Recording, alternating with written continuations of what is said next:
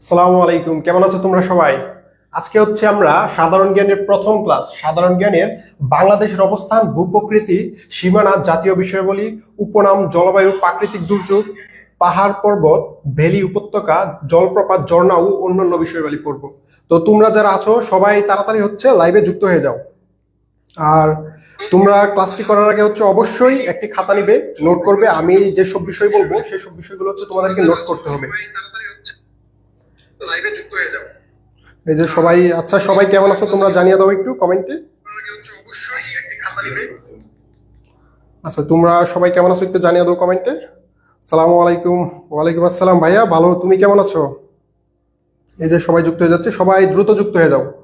আর হচ্ছে তোমরা এই সাথে কিন্তু নোট খাতা রাখবে, বুঝছো? নোট খাতা রাখবে। আর আজকের স্লাইডে যা যা পড়াবো, বিশ্বাস করো তোমার হচ্ছে আজকের ক্লাস করার পরে তোমার বাংলাদেশ বিষয়বলীর উপরে কোনো সমস্যা থাকবে না। একবার 100% আমি গ্যারান্টি দিয়ে বলতে পারি তোমরা সব কমন পাবে। তোমরা জাস্ট আমার স্লাইডটা ভালো করে পড়বে। স্লাইডে এই যে তোমাদেরকে একটু দেখাই, স্লাইডে কিন্তু প্রচুর বাংলাদেশের যা আছে সব এক স্লাইডে নিয়ে আসছে, বাংলাদেশের সব তথ্য। তোমাদেরকে আজকে হচ্ছে ক্লাসের ম্যাপ দিয়ে প্রত্যেকটা স্লাইডে দেখতেছো, প্রত্যেকটা স্লাইডে কিন্তু ম্যাপ আছে। এই ম্যাপ দিয়ে হচ্ছে প্রত্যেকটা স্লাইড তোমাদেরকে ধরিয়ে ধরিয়ে পড়াবো। তো তোমরা তাড়াতাড়ি যুক্ত হয়ে যাও, তাড়াতাড়ি সবাই যুক্ত হয়ে যাও। আচ্ছা আচ্ছা আচ্ছা, আজান দিতেছে যেহেতু আমরা হচ্ছে আজানের 1 মিনিট বিরতিতে যাব। তোমরা তার ভিতরে হচ্ছে তোমরা সবাই যুক্ত হয়ে যাও।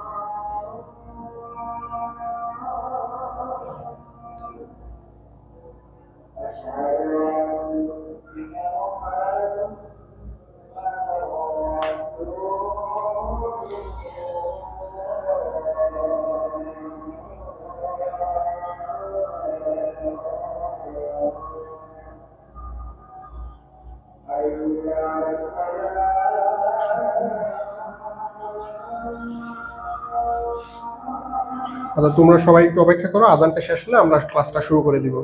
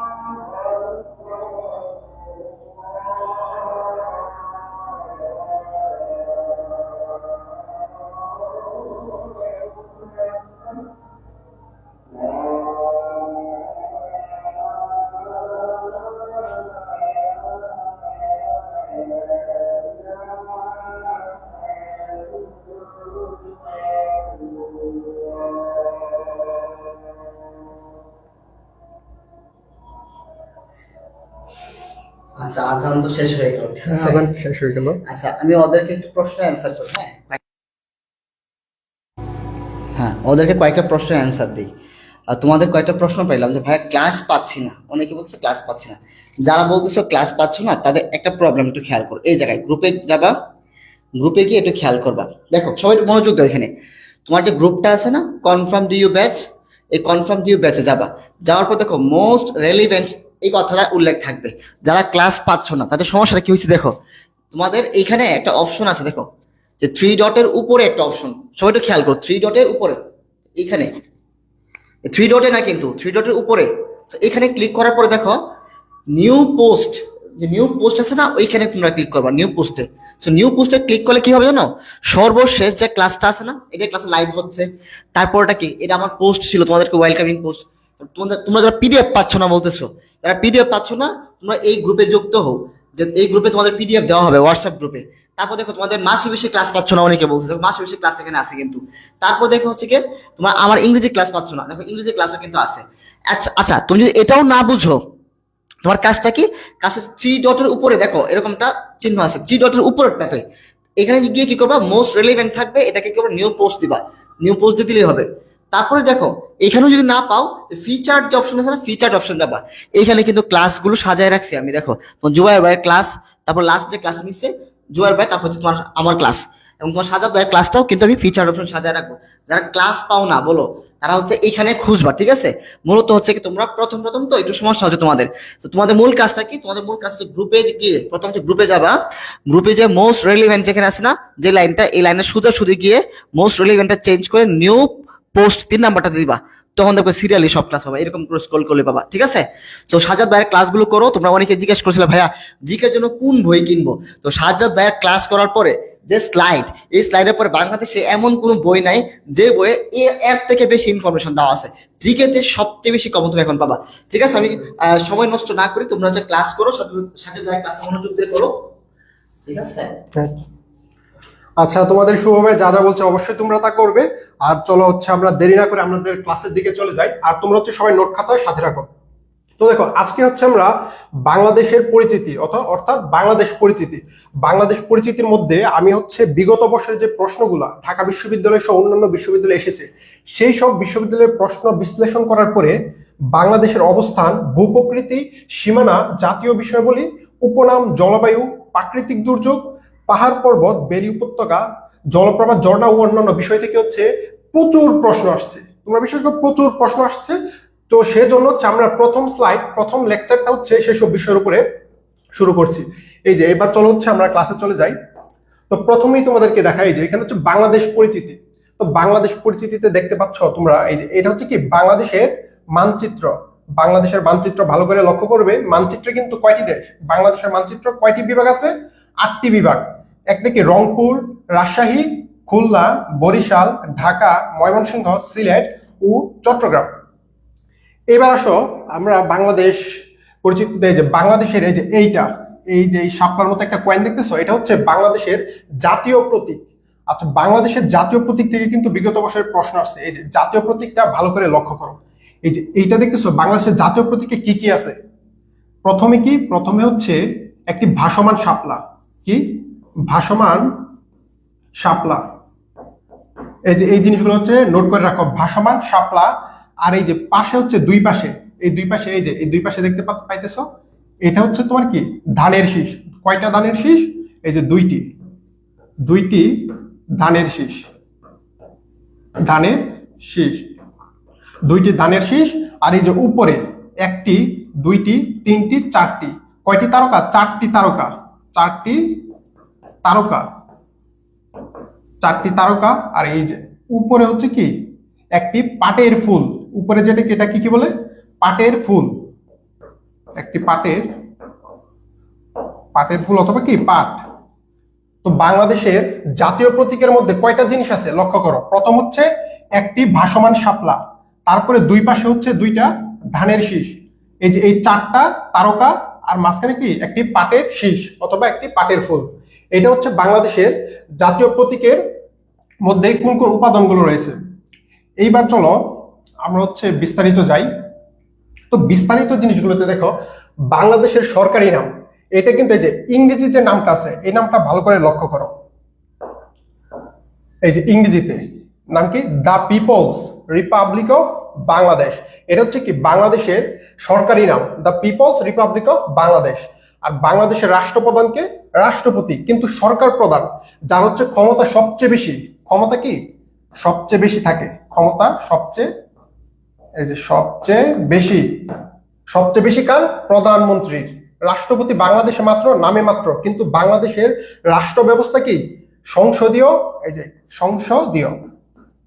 সংসদীয় অথবা প্রধানমন্ত্রী শাসিত রাষ্ট্র ব্যবস্থা বাংলাদেশে। আর স্বাধীনতা কবে লাভ করছে এটা তো অবশ্যই তোমরা জানো, 16 ডিসেম্বর 1971 সাল পাকিস্তান থেকে। এই যে আরেকটা জিনিস নোট করবা, এটা হচ্ছে বাংলাদেশের সংসদের নাম কি, সংসদ কোনটা, যেটা হচ্ছে বাংলাদেশের সকল এমপিরা বসে সেটার নাম কি? House of the nation. বাংলাদেশের জাতীয় সংসদের নাম হচ্ছে হাউস অফ দ্য নেশন। আর এই যে আসন সংখ্যা, এমপি কতজন বাংলাদেশে? 350 জন। 300 জন হচ্ছে নির্বাচিত, মানে জনগণের সরাসরি ভোটে নির্বাচিত হয় 300 জন, আর বাকি 50 জন হচ্ছে মহিলাদের জন্য সংরক্ষিত। এই 50 জন হচ্ছে নির্বাচিত হয়। আমরা যে 300 জনকে নির্বাচিত করব, সেই 300 জন হচ্ছে বাকি 50 জনকে নির্বাচিত করবে। এবার দেখো বিশ্বে বাংলাদেশের অবস্থান।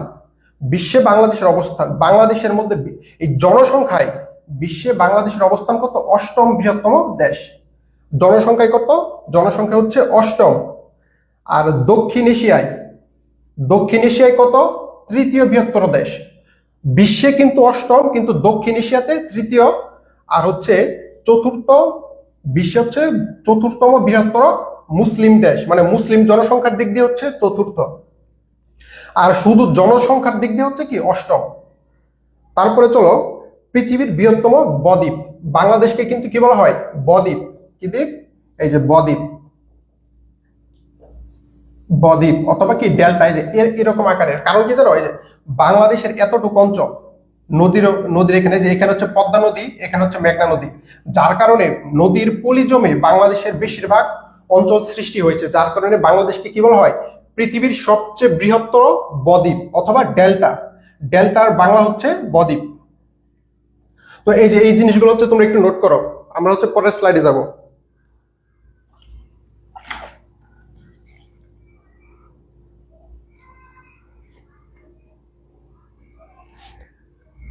আচ্ছা, এইবার চলো পরবর্তী স্লাইডের দিকে যাই। পরবর্তী স্লাইডে কি আছে দেখে দাও। এই যে মানচিত্রের অবস্থান, মানচিত্রে অবস্থান, বাংলাদেশের মানচিত্রের অবস্থান। তোমাদেরকে বিগত ক্লাসে আমি বলেছিলাম বাংলাদেশ কোথায়, মানচিত্রে বাংলাদেশের অবস্থান কত। তো এই যে এখানে আবার আমি দেখাচ্ছি মানচিত্রে বাংলাদেশের অবস্থান কোথায়? এই যে দক্ষিণ এশিয়ায়। কোথায়? দক্ষিণ এশিয়ায়। আর পৃথিবীর মধ্যে কোনগুলার দিক? এই যে এটা হচ্ছে পৃথিবীর দিক। উপরে হচ্ছে উত্তর, নিচে হচ্ছে দক্ষিণ, এই পাশে হচ্ছে কি? পূর্ব, এই পাশে হচ্ছে পশ্চিম। তো বাংলাদেশের অবস্থান হচ্ছে এই যে এই জায়গাটাতে। পৃথিবীর, যদি এটা পৃথিবী হয়, বাংলাদেশের অবস্থান পৃথিবীর এই জায়গাতে, অর্থাৎ কি? এই যে উত্তর পাশে, উপরের পাশ হচ্ছে উত্তর, নিচের পাশ হচ্ছে দক্ষিণ। বাংলাদেশ যেহেতু এখানে, বাংলাদেশের অবস্থান কোথায়? উত্তরে। আর হচ্ছে এশিয়া মহাদেশের কোথায়? এশিয়া মহাদেশের হচ্ছে দক্ষিণে, আর পৃথিবীর হচ্ছে উত্তর গোলার্ধে। আর অঞ্চলটা কি? অঞ্চলটা হচ্ছে ক্রান্তীয় অঞ্চল। এটা খুবই গুরুত্বপূর্ণ একটা জিনিস, এটা তোমরা একটু নোট করে রাখো। বাংলাদেশের মাঝখান দিয়ে একটা রেখা গেছে। বাংলাদেশের মাঝখান দিয়ে কি একটা রেখা, যে রেখার নাম কি? ক্রান্তীয় রেখা। ক্রান্তীয়, ক্রান্তীয় রেখা। এই যে ক্রান্তীয় রেখা, যার মান কত? 23.5 ডিগ্রি। ক্রান্তীয় রেখা, তোমরা এটা জাস্ট নোট করে রাখবে, এটা মুখস্থ করে ফেলবে। এটা অবশ্যই তোমার পরীক্ষাতে দেখবা, তোমাদের সেশনে একটা না একটা বিশ্ববিদ্যালয়ের পরীক্ষাতে আসবে এই জিনিসটা। ক্রান্তীয় রেখা কত? 23.5, মানে বাংলাদেশের উপর দিয়ে যে রেখাটা গেছে এটার মান কত? 23.5 ক্রান্তীয়। এইবার চলো, এই যে এইসব হচ্ছে তোমার দরকার নেই, এইসব পরীক্ষাতে কখনো আসে না। তো এইসব জিনিস হচ্ছে স্কিপ করলাম, তোমরা হচ্ছে বাসায় পড়ে নিও, এই মুখস্থ করার দরকার নেই, জাস্ট হচ্ছে দেখে নিবে। এইসব জিনিস পরীক্ষাতে আসে না, এই দুইটা। এবার দেখো, এই যে মধ্যভাগ দিয়ে অতিক্রান্ত রেখা কত? 23.5, এই যে যেটা বলছি মাত্র। তারপরে এই যে উত্তর অক্ষাংশ বা কর্কটক্রান্তি রেখা, এই যে এই রেখার নাম কি? এই রেখাটার নাম হচ্ছে কর্কটক্রান্তি। কর্কট, এই যে কর্কটক্রান্তি রেখা, কর্কটক্রান্তি রেখা মান হচ্ছে 23.5। এটা কিন্তু অবশ্যই তোমার একটা না একটা পরীক্ষাতে আসবে, তোমরা ভালো করে এটা নোট করবা, আর হচ্ছে ভালো করে এটা মুখস্থ করে ফেলবা। তারপরে দেখো, এই যে দ্রাঘিমা অংশ আর হচ্ছে অক্ষাংশ। এইবার চলো দ্রাঘিমা অংশ, অক্ষাংশ, এটা তোমাদেরকে বলে দেই কোনটা। এই যে ধরো এটা হচ্ছে কি? পৃথিবী। এই যে এটা ধরো হচ্ছে কি? পৃথিবী। পৃথিবীকে, এটা যদি পৃথিবী হয়, পৃথিবীকে কি এই যে এইভাবে আড়াআড়ি ভাবে হচ্ছে 360টা ভাগে ভাগ করছে। কয়টা ভাগে? 360টা। আর লম্বালম্বি ভাবেও কয়টা? এই সেম 360টা ভাগে ভাগ করছে। তো এই যে আড়াআড়ি যে লাইনটা, এটাকে কি বলে? অক্ষাংশ। কি বলে? অক্ষাংশ। আর এই যে লম্বা যে দাগটা, এই যে লম্বা যে দাগটা থাকবে, এটাকে কি বলে? দ্রাঘিমাংশ। কি? দ্রাঘিমাংশ। তো এই যে এই আড়াআড়ি দাগ হচ্ছে অক্ষাংশ, লম্বা দাগ হচ্ছে কি? দ্রাঘিমাংশ। এইবার আমরা যদি এই অক্ষাংশ আর দ্রাঘিমাংশ মানচিত্রে আঁকি, অক্ষাংশ আর হচ্ছে দ্রাঘিমাংশ, এই যে দেখো, ধরো এই যে এটা কি লম্বাটা হচ্ছে মানে যেটা দাঁড়ায় আছে এটা কি দ্রাঘিমাংশ, সহজে মনে রাখবা, যেটা দাঁড়ায় আছে এটা দ্রাঘিমাংশ, আর যেটা এভাবে আড়াআড়ি আছে এটা কি অক্ষাংশ। বাংলাদেশের দ্রাঘিমাংশ অক্ষাংশ যে জায়গাতে মিলিত হয়েছে সেটার নাম কি? ফরিদপুরের ভাঙ্গা। কোথায়? ফরিদপুরের, ফরিদপুরের কোন জায়গাতে? ভাঙ্গা, ভাঙ্গা নামক একটি স্থানে মিলিত হয়েছে এই দ্রাঘিমাংশ অক্ষাংশ বাংলাদেশের ফরিদপুরের ভাঙ্গাতে। এইবার চলো বাংলাদেশের যে সময় নির্ধারণ করা হয়, সময় কিসের মাধ্যমে? GMT, GMT plus 6, GMT plus 6। তোমরা জাস্ট এই জিনিসটা মুখস্থ রাখবে, জিএমটি কি প্লাস 6 কি, এইগুলো পরীক্ষাতে কখনো আসবে না, এখন তোমাদের এগুলো জানার দরকার নেই। যেইগুলো পরীক্ষাতে আসে তোমরা শুধু জাস্ট ভাইয়া সেইগুলো জানবে, বুঝছো? এই যে জিএমটি 6 এটা হচ্ছে কি বাংলাদেশের সময় নির্ধারণ করা হয়। এই যে সময়ের সাথে সময়ের পার্থক্য কত? GMT plus 6। এবার চলো আমরা পরবর্তী স্লাইডের দিকে যাই। পরবর্তী স্লাইডে বাংলাদেশের কোন বিভাগে হচ্ছে কতটি জেলা? বাংলাদেশে মোট বিভাগ কয়টি? বাংলাদেশে মোট বিভাগ হচ্ছে 8টি। মোট বিভাগ কতটি? 8টি বিভাগ। 8টি বিভাগের মধ্যে বাংলাদেশে কোন জেলায় কতটি রয়েছে? কোন জেলায় কতটি? এই যে দেখো, ঢাকা বিভাগের জেলা কয়টি? ঢাকা বিভাগ, ঢাকা বিভাগের জেলা কতটি? এই যে 13টি। কতটি? 13টি। তারপরে হচ্ছে চট্টগ্রাম, চট্টগ্রাম বিভাগের জেলা কতটি? চট্টগ্রামে হচ্ছে এই যে চট্টগ্রামে হচ্ছে 11টি। ঢাকাতে 13, চট্টগ্রামে হচ্ছে 11। খুলনাতে কত? খুলনাতে হচ্ছে 10টি জেলা, খুলনাতে 10টি জেলা। তারপরে রাজশাহীতে, রাজশাহীতে কতটি? এই যে 8টি জেলা। তারপরে রংপুরেও কি 8। ময়মনসিংহে কয়টা জেলা? 4টা জেলা। সিলেটেও কয়টা? 4টা। এই যে এগুলো 4। বরিশালে কয়টা? বরিশালে হচ্ছে তোমার 6টা জেলা। কয়টা জেলা? 6টা জেলা। এইবারে চলো তোমাদেরকে একটা নিয়ম শিখাই দিই, তুমি হচ্ছে মনে রাখবে যে রংপুর, রাজশাহী, রংপুর আর রাজশাহী দুইটাতে সেম পরিমাণ জেলা। রংপুরেও 8টা জেলা, রাজশাহীতেও কয়টা? 8টা জেলা। আর এদিক দিয়ে ময়মনসিংহেও হচ্ছে 4টা জেলা, সিলেটও কয়টা? 4টা জেলা। বুঝছো? এই দুইটাতেও 8 8, এটাতেও 4 4, 4টা 4টা করে জেলা। খুলনাতে হচ্ছে 10টা আর বরিশালে 6টা। ঢাকাতে 13টা, চট্টগ্রামে 11টা। এই যে এগুলো হচ্ছে বাংলাদেশের মূলত জেলা। এই জেলা থেকে তোমার সবগুলো আসবে না, বেশিরভাগ আসবে কি? সবচেয়ে বেশি জেলা কোথায়? সবচেয়ে বেশি কোন বিভাগে? সবচেয়ে বেশি জেলা কোন বিভাগে? ঢাকা বিভাগে। কোন বিভাগে? ঢাকা বিভাগে।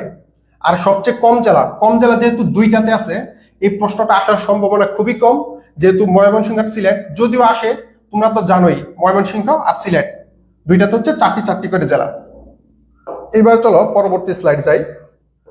পরবর্তী স্লাইডে হচ্ছে বর্তমান তথ্য অনুযায়ী বাংলাদেশের মোট বিভাগ কতটি? বিভাগ হচ্ছে 8টি। কয়টি বিভাগ? 8টি। যে 1 2 3 4 5 6 7 আর হচ্ছে কি এই 8, মোট 8টি বিভাগ। জেলা কয়টি? জেলা হচ্ছে 64টি। সিটি কর্পোরেশন, সিটি কর্পোরেশন কয়টা? 12টা। উপজেলা হচ্ছে 495।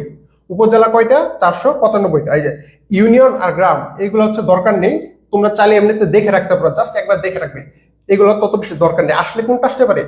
বাংলাদেশের সিটি কর্পোরেশন কয়টা? এই যে এটা খুবই গুরুত্বপূর্ণ, সিটি কর্পোরেশন কয়টা আর হচ্ছে উপজেলা কয়টা। কারণ কি? কারণ হচ্ছে জেলা যে 64 আর বিভাগ 8 এটা সবাই জানে, কিন্তু সিটি কর্পোরেশন আর হচ্ছে উপজেলা এই দুইটা খুবই গুরুত্বপূর্ণ, দুইটা একটু ভালো করে পড়বে। এবার চলো ভাই আমরা পরের স্লাইডে যাই। পরের স্লাইডে দেখতে পাচ্ছ বাংলাদেশের বিভাগ। এবার চলো বাংলাদেশের বিভাগ থেকে প্রতি বছর প্রশ্ন আসে। প্রশ্নগুলো কেমন হয়? বিভাগ থেকে হচ্ছে কোন বিভাগ হচ্ছে সবচেয়ে বড় বিভাগ অথবা সবচেয়ে ছোট বিভাগ, অথবা কোন বিভাগের জনসংখ্যা সবচেয়ে বেশি, কোন বিভাগের জনসংখ্যা সবচেয়ে কম। এই দুইটা জিনিস থেকে প্রত্যেক বছর প্রশ্ন আসে। এই যে প্রথম দেখো বিভাগের দিক দিয়ে, বিভাগের দিক থেকে এই যে এটা হচ্ছে বিভাগ। আয়তনে সবচেয়ে বড় বিভাগ, আয়তন। চট্টগ্রামের আয়তন কি সবচেয়ে বড়? খুবই গুরুত্বপূর্ণ প্রশ্ন। আয়তনের সবচেয়ে বড় বিভাগ চট্টগ্রাম। আর আয়তনের সবচেয়ে ছোট বিভাগ কোনটা? ময়মনসিংহ। এটাও গুরুত্বপূর্ণ। আর জনসংখ্যায় সবচেয়ে বেশি জনসংখ্যা তোমরা জানো বাংলাদেশের সবচেয়ে বেশি জনসংখ্যা কোথায়? এই যে ঢাকাতে, ঢাকা বিভাগের সবচেয়ে বেশি জনসংখ্যা। আর জনসংখ্যা সবচেয়ে কম কোথায়? বরিশালে। কোথায়? বরিশালে। এই জিনিসটা এটাও গুরুত্বপূর্ণ। তারপরে দেখো জেলার দিক থেকে, এই যে কি জেলা, জেলার দিক থেকে আয়তনে সবচেয়ে বড় জেলা কোনটি? আয়তন অর্থাৎ সবচেয়ে বড় হচ্ছে কি রাঙ্গামাটি। কোনটা? রাঙ্গামাটি। এই প্রশ্নটা অনেকবার আসছে, এই রাঙ্গামাটি। আর সবচেয়ে ছোট হচ্ছে নারায়ণগঞ্জ। সবচেয়ে ছোট কি? নারায়ণগঞ্জ। আর জনসংখ্যায় সবচেয়ে বেশি ঢাকাতে। আয়তনেও মানে জেলার দিক দিয়েও সবচেয়ে বেশি ঢাকাতে, আবার বিভাগের দিক দিয়েও সবচেয়ে বেশি কোথায়? ঢাকাতে জনসংখ্যা। আর সবচেয়ে কম জনসংখ্যা জেলা কোন জেলায় সবচেয়ে কম মানুষ আছে? এই বান্দরবানে। কারণ বান্দরবানে কি? বান্দরবানে অনেক পাহাড়, অনেক পর্বত এইগুলো আছে, যার কারণে বান্দরবানের জনসংখ্যার ঘনত্ব খুবই কম এবং মানুষও কি খুব কম মানুষ বসবাস করে। তারপরে চলো উপজেলা। উপজেলার দিক দিয়ে জাস্ট একটা প্রশ্ন, আয়তনে সবচেয়ে বড় উপজেলা কোনটি? এই যে শ্যামনগর। এটা খুবই গুরুত্বপূর্ণ। আয়তনে শ্যামনগর। এই শ্যামনগর কোথায়? শ্যামনগর হচ্ছে বাংলাদেশের সাতক্ষীরায়, সাতক্ষীরার খুলনাতে। দেখা যাচ্ছে তোমাদেরকে এই শ্যামনগর কোথায়? এই যে বাংলাদেশের খুলনার।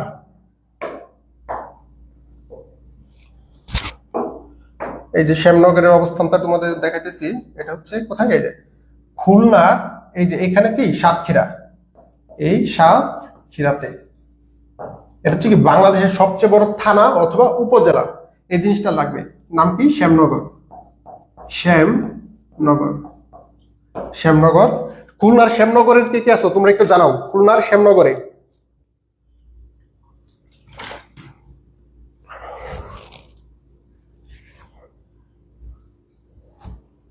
আচ্ছা, এইবার চলো, এবার হচ্ছে আমরা পরবর্তী স্লাইডে যাই। এই যে তারপরে কি সবচেয়ে বড় উপজেলা শ্যামনগর, আর ছোট কি? সবচেয়ে ছোট উপজেলা হচ্ছে এই বন্দর। বন্দর এটা কিন্তু ওই বন্দর না, বন্দর একটি উপজেলার নামই হচ্ছে কি বন্দর। সেটি কোথায়? নারায়ণগঞ্জে। নারায়ণগঞ্জের বন্দর। আর জনসংখ্যায় সবচেয়ে বড় উপজেলা কি? ঢাকা। তো একটা জিনিস লক্ষ্য করো, সবচেয়ে বড় বিভাগ কি? ঢাকা। মানে জনসংখ্যার দিক দিয়ে যত আসবে, জনসংখ্যার দিক দিয়ে বিভাগ আসুক, জেলা আসুক অথবা উপজেলা, উত্তর কি? একটাই, ঢাকা। এবার চলো পরবর্তী স্লাইডে যাই আমরা। পরবর্তী স্লাইডে হচ্ছে বাংলাদেশের সর্ব উত্তর, দক্ষিণ, পূর্ব, পশ্চিম। উত্তর, দক্ষিণ, পূর্ব, পশ্চিম। তোমাদেরকে তো এই জিনিসটা দেখাইছি, বাংলাদেশের যে কোনটি উত্তর। এই যে উপরে কি? উত্তর। নিচে কি? দক্ষিণ। এই পাশে কি? পূর্ব। এই পাশে হচ্ছে পশ্চিম। উপরেরটা হচ্ছে উত্তর, নিচে দক্ষিণ, এই পাশে হচ্ছে ডানে হচ্ছে পূর্ব, বামে পশ্চিম। এভাবে হচ্ছে তোমরা মানচিত্রের দিক নির্ণয় করবে। যে এভাবে যদি দাও, উপরে হচ্ছে কি? উত্তর, সরি, উপরে হচ্ছে এই যে উত্তর, নিচে হচ্ছে কি? দক্ষিণ। এই যে নিচে হচ্ছে দক্ষিণ, সাউথ। এই পাশে হচ্ছে পূর্ব অথবা ইস্ট, এই পাশে হচ্ছে পশ্চিম, ওয়েস্ট। তো এইবার দেখো, উপরে যদি উত্তর হয়, বাংলাদেশের সর্ব উত্তরের, এই যে সবচেয়ে উত্তরের জায়গা কোনটা? এই যে এইখানে, এটা হচ্ছে বাংলাদেশ সর্ব উত্তরের।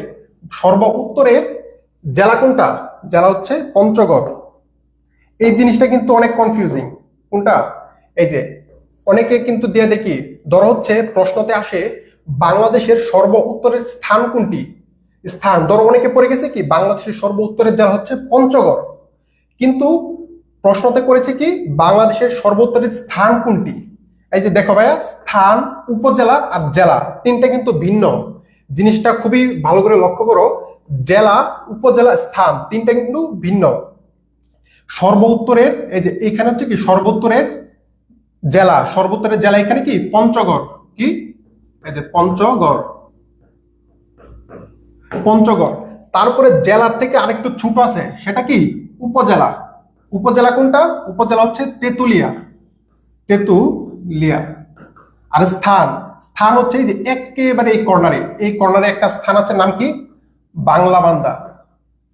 বাংলা বান্দা, এই স্থানটার নাম কি? বাংলা বান্দা। এই যে এইখানে আমি লিখে দিচ্ছি, স্থানের নাম হচ্ছে, স্থানের নাম বাংলা বান্দা। বাংলা বান্দার কিন্তু আরেকটা নাম আছে, এই যে বাংলা বান্দা অথবা অথবা জায়গর জোত। জায়গর জোত দুইটা নামই ডাকা হয়, একটা হচ্ছে বাংলা বান্দা অথবা জায়গর জোত। যেটা প্রশ্নতে শুধু একটা থাকবে, হয়তো বাংলা বান্দা থাকবে অথবা জায়গর যোগ। এটা কিন্তু খুবই গুরুত্বপূর্ণ, এই টপিকটা কিন্তু খুবই গুরুত্বপূর্ণ, তোমাদের কিন্তু এটা ভালো করে মানে সবগুলো পড়তে হবে, খুবই গুরুত্বপূর্ণ টপিক এটা। এই যে এবার চলো আমরা কি প্রথমে তো আমরা সর্ব উত্তরেরটা পাইছি, এটা কি সর্ব উত্তরের। এইবার চলো সর্ব দক্ষিণের। দক্ষিণ কোথায়? এই যে নিচে হচ্ছে দক্ষিণ, দক্ষিণের সর্বদক্ষিণে। তো সর্বদক্ষিণের তোমার রয়েছে কি, এই যে সর্বদক্ষিণে বাংলাদেশের কি আছে? কক্সবাজার। কি বাজার? কক্সবাজার। সর্বদক্ষিণ হচ্ছে কক্সবাজার। দক্ষিণের জেলা কোনটা? কক্সবাজার। দক্ষিণের উপজেলা, উপজেলা হচ্ছে আরেকটু নিচে, সেটা কি? টেকনাফ। নিচে কি? টেকনাফ। আর সর্বদক্ষিণের স্থান, এই যে লক্ষ্য করবে, জেলা হচ্ছে কক্সবাজার, উপজেলা হচ্ছে টেকনাফ, কিন্তু স্থান হচ্ছে কি? ছেড়াদ্বীপ। কি? ছেড়াদ্বীপ। এই ছেড়াদ্বীপ কোথায় তোমরা জানলে একটু জানাও। ছেড়াদ্বীপ হচ্ছে এই যে সেন্ট মার্টিন, সেন্ট সেন্ট মার্টিনের একটি জায়গার নাম হচ্ছে কি? ছেড়াদ্বীপ। এই সেন্ট মার্টিনকে হচ্ছে ছেড়াদ্বীপ বলা হয়। তারপরে চলো সর্বপূর্বের, আমরা তো উত্তর পাইছি, দক্ষিণ পাইছি, এবার সর্বপূর্বের একটা জিনিস লক্ষ্য করো, এটা হচ্ছে কি? বাংলাদেশের মানচিত্র। আমরা যদি এই যে এইভাবে একটি দাগ দেই, এই যে এখান থেকে ধরে আমরা একটা দাগ দিলাম, এই যে দেখো, যদি এটা যদি পূর্ব হয়, পূর্ব দিক থেকে দাগের সাথে বাংলাদেশের কোন অঞ্চলটা লাগছে? এই যে এই অঞ্চলটা। তো এটা কি? বাংলাদেশের পূর্বের অঞ্চল, বাংলাদেশের পূর্বের। তো বাংলাদেশের সর্বপূর্বের জেলা কোনটা? জেলা হচ্ছে বান্দরবান। জেলা কি? বান্দরবান। উপজেলা হচ্ছে থানচি, উপজেলা কি? থানচি। আর স্থানের নাম হচ্ছে কি? আখাইনটং। নাম কি? আখাইনটং। এবার আসো আমরা আমরা কি পাইছি? উত্তর পাইছি, নিচে পাইছি হচ্ছে দক্ষিণ, এই পাশে হচ্ছে পূর্ব। তো এই পাশে কি? এই পাশে হচ্ছে পশ্চিম। তো পশ্চিমের দিক দিয়ে আমরা একটা জিনিস আঁকি, যে ধরো হচ্ছে সর্বপশ্চিমের জায়গা কি? এই যে এইটা, এভাবে যদি দাগ দেই, সবার সাথে লাগাই কোনটা? এটা। তো সর্বপশ্চিমের স্থান হচ্ছে এইটা। যদি এইটা হয়, এইখানে সর্বপশ্চিমের জেলা কি? জেলা হচ্ছে চাঁপাই নবাবগঞ্জ। এই যে এখানে চাঁপাই নবাবগঞ্জ, জেলা হচ্ছে চাঁপাই নবাবগঞ্জ। উপজেলা, উপজেলা হচ্ছে আরেকটু এদিকে, ওইটার নাম কি? শিবগঞ্জ। উপজেলার নাম হচ্ছে শিবগঞ্জ। আর স্থান একেবারে এই কর্নারে ছোট একটা স্থান আছে, যার নাম কি? মনাকষা। কি? মনাকষা। তো এই যে এটাই হচ্ছে সর্ব উত্তর, নিচে হচ্ছে সর্ব দক্ষিণ, এই পাশে রাঙ্গামাটির এদিক দিয়ে হচ্ছে কি? এই বান্দরবানের এদিক দিয়ে হচ্ছে পূর্ব, আর এই পাশে চাঁপাই নবাবগঞ্জের এদিক দিয়ে হচ্ছে কি? পশ্চিম। তোমরা যদি এই স্লাইডটা পড়ো, বাংলাদেশের উত্তর, পশ্চিম, দক্ষিণ আর পূর্ব, তা থেকে কোনো সমস্যা থাকবে না, তুমি বিশ্বাস করো, কোনো সমস্যা থাকবে না। আর কোন বই এবার সেটা এইভাবে সাজানো পাবে না, এই যে কোনটা হচ্ছে জেলা, কোনটা উপজেলা, আর কোনটা স্থান, আলাদা আলাদা করে তোমাদেরকে দিছি। তোমরা 1 মিনিট এটা হচ্ছে নোট করে রাখো।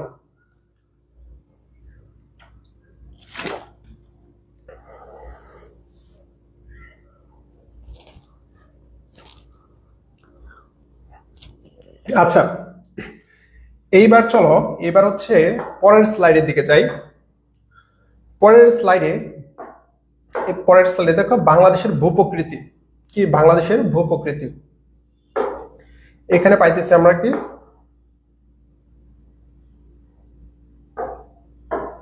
তো বাংলাদেশের ভূপ্রকৃতি মানে বাংলাদেশের ভূপ্রকৃতি কি? ভূ মানে হচ্ছে মাটি, মাটির প্রকৃতি। আচ্ছা, তোমরা বাংলাদেশে কোন কোন রকমের মাটি দেখতে পাও? এটা এটা আমাকে একটু বলো। যেমন হচ্ছে বাংলাদেশে কি তোমরা হচ্ছে এই যে যে সাধারণ যে মাটি আছে তোমাদের এলাকায় বা আমাদের এলাকায়, যেমন হচ্ছে ঢাকা শহরে যে মাটি আছে কালো কালার বা হালকা কালো কালারের যে মাটিগুলো, এটা হচ্ছে সাধারণ ধরনের একটা মাটি। মানে নদীর পাশে যে মাটি থাকে, এঁটেল মাটি নামে যেটাকে আমরা চিনি, এটা হচ্ছে কি? সাধারণ রকমের মাটি। কিন্তু পাহাড়ের দিকে যাবে তোমরা, পাহাড় পর্বতে দেখবে কি? লাল কালারের কিন্তু মাটি থাকে, মাটির কালার কি থাকে? লাল কালারের। আবার হচ্ছে এই পাহাড়ের মাটি কিন্তু লাল থাকে, আবার খুবই শক্ত থাকে। আবার দেখবে পাহাড়ের মধ্যে দেখবে 2 রকমের পাহাড় আছে, একটার মাটি কি শুধু লাল মাটি, আবার দেখবে বড় বড় পাহাড়ের মাটি কিন্তু খুবই শক্ত। তার ভিত্তিতে বাংলাদেশের ভূপ্রকৃতি কি? বাংলাদেশের ভূপ্রাকৃতিক বৈশিষ্ট্য কয় রকমের? 3 রকমের। একটা কি? টারশিয়ারি যুগের। কি যুগের? টারশিয়ারি যুগের। এটা হচ্ছে সবচেয়ে প্রাচীন। টারশিয়ারি কি? মানে সবচেয়ে আগে, এই মাটিটা সবচেয়ে আগে গঠিত হয়েছে পৃথিবীতে, সবচেয়ে প্রাচীন মাটি। টারশিয়ারি কি? সবচেয়ে প্রাচীন। এই যে হলুদ কালার, হলুদ কালারের মাটিগুলো দেখো, টারশিয়ারি। আর তারপরে কি? প্লাইস্টোসিন যুগের পাহাড়, প্লাইস্টোসিন যুগের সোপান সমূহ। প্লাইস্টোসিন কোনটা? ধরো প্রথমে কি, প্রথম হচ্ছে টারশিয়ারি, প্রথম হচ্ছে টারশিয়ারি, প্রথমে টারশিয়ারি, এটা হচ্ছে প্রথম, এটা সবার আগে এই মাটিটা হয়েছে। তারপরে দ্বিতীয় কি, দ্বিতীয় হচ্ছে প্লাইস্টোসিন, প্লাইস্টোসিন, প্লাইস্টোসিন, এটা হচ্ছে দ্বিতীয়। এটা হচ্ছে প্রায় 7,000 বছর আগে। কত? 7,000 বছর আগে, 7,000 কোটি বছর আগে এই টারশিয়ারি যুগের পাহাড়গুলো বাংলাদেশে হয়েছে। প্লাইস্টোসিন হচ্ছে কত? 10,000 বছর আগে। এই সময়গুলো তোমাদের দরকার নাই, তোমরা জাস্ট এগুলো পড়ো। আর সবার শেষে গঠিত হয়েছে কোন মাটিগুলা? এই যে সাম্প্রতিক কালের প্লাবন সমভূমি, অথবা আমরা যেই সাধারণভাবে আমরা যে মাটিকে চিনি এঁটেল মাটি, এটা কি সবার শেষে প্লাবন সমভূমি। কোনটা? প্লাবন সমভূমি। এইগুলো থেকে ভিতর থেকে কিছু আসবে না, সব এইখান থেকে জাস্ট 3টা প্রশ্ন আসতে পারে। প্রথম কি, সবচেয়ে প্রাচীন কোনটা? এই টারশিয়ারি যুগের সবচেয়ে প্রাচীন হচ্ছে টারশিয়ারি যুগের। আর সবচেয়ে পরে গঠিত হয়েছে কোন মাটিগুলা? সবচেয়ে পরে হচ্ছে এই প্লাবন সমভূমি। এইবার চলো, এবার তোমাদেরকে দেখাই, এই যে বাংলাদেশের কোন অঞ্চলগুলা সবার আগে গঠিত হয়েছিল। পৃথিবী কিন্তু আগে একরকম ছিল না, পৃথিবীতে সবার আগে কোন মাটিগুলো হয়েছে? টারশিয়ারি যুগের। আর এই টারশিয়ারি যুগের জায়গাগুলো দেখাই যে এইখানে কিন্তু চট্টগ্রাম, এটা বাংলাদেশের কোন অঞ্চল? চট্টগ্রাম। চট্টগ্রামে যাদের বাড়ি আছে তারা দেখবে এই জিনিসগুলা, এই যে চট্টগ্রাম, চট্টগ্রামে কিন্তু সবচেয়ে বেশি পাহাড়। বাংলাদেশের সবচেয়ে বেশি পাহাড় কোথায়? এই চট্টগ্রামে। এই চট্টগ্রাম বিভাগে হচ্ছে বাংলাদেশের সবচেয়ে বেশি পাহাড়। এই যে লিখে দিই তোমাদেরকে পাহাড়গুলা, এই যে পাহাড়গুলা কি বাংলাদেশের সবচেয়ে বেশি পাহাড় কি? চট্টগ্রামে। তারপরে চট্টগ্রামের যেমন বান্দরবান, রাঙ্গামাটি, তোমরা হচ্ছে সাজেক, তারপর হচ্ছে এই এই নীলাচল, এগুলোর নাম শুনছো না? এগুলো কিন্তু সব চট্টগ্রামে। তারপরে আরো কিছু পাহাড় রয়েছে কি, এই যে ময়মনসিংহ বিভাগের এদিক দিয়ে। কোথায়? ময়মনসিংহ, ময়মনসিংহ, এই যে ময়মনসিংহ, এখানে সবচেয়ে বড় একটি পাহাড় আছে, নাম কি? গারো পাহাড়। কি পাহাড়? গারো পাহাড়। তারপরে সিলেটের দিক দিয়ে, সিলেটের দিক দিয়ে কিন্তু আরো অল্প কিছু পাহাড় রয়েছে। এই যে এখানে সিলেটের দিক দিয়ে পাহাড় রয়েছে। তো বাংলাদেশের সবচেয়ে প্রাচীন অর্থাৎ পাহাড়ি অঞ্চলগুলো কোথায়? চট্টগ্রামে, ময়মনসিংহের এদিক দিয়ে কিছু, আর হচ্ছে সিলেটের এদিক দিয়ে, এই 3টা জায়গায়। তারপর হচ্ছে এই প্লাইস্টোসিন যুগের সোপান সমূহ, এটাও এক রকমের পাহাড়, কিন্তু পাহাড়ি না, মানে তুলনামূলক নিচু। এই সব জায়গার অঞ্চলগুলো কিন্তু দেখবো অনেক উঁচু উঁচু পাহাড়, অনেক বড় বড় পাহাড়। কিন্তু প্লাইস্টোসিন যুগের পাহাড়গুলো কিন্তু খুবই ছোট, মানে একবারে ছোট ছোট। ধরো উচ্চতা কত হবে? 50, এই তোমার হচ্ছে 50 ফুট অথবা 60 ফুট। আর এইসব জায়গার পাহাড়গুলোর উচ্চতা কত? তোমার হচ্ছে 1600, 500 ফুট উঁচু উঁচু। আর এই প্লাইস্টোসিন যুগের পাহাড়গুলো কোথায়? এই যে রাজশাহী, রাজশাহী আর হচ্ছে দিনাজপুর। কোন অঞ্চলে? রাজশাহীতে আর হচ্ছে দিনাজপুরে। যে আমি লিখে দিচ্ছি এখানে, রাজশাহী, রাজশাহী আর হচ্ছে দিনাজপুর, রাজশাহী আর হচ্ছে দিনাজপুরে এই প্লাইস্টোসিন যুগের অঞ্চলগুলো রয়েছে। তোমরা জাস্ট জায়গাগুলোর নাম পড়বে, আর কিছু দরকার নাই। এই জায়গাগুলো থেকে হচ্ছে অবশ্যই তোমরা প্রশ্ন পাবে। প্লাইস্টোসিন যুগের হচ্ছে কি রাজশাহী, দিনাজপুর।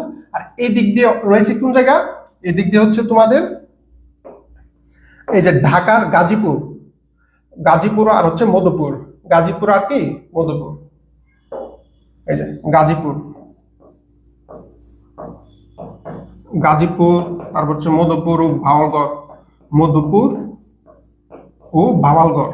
কি কর? এই যে ভাওয়ালগড়,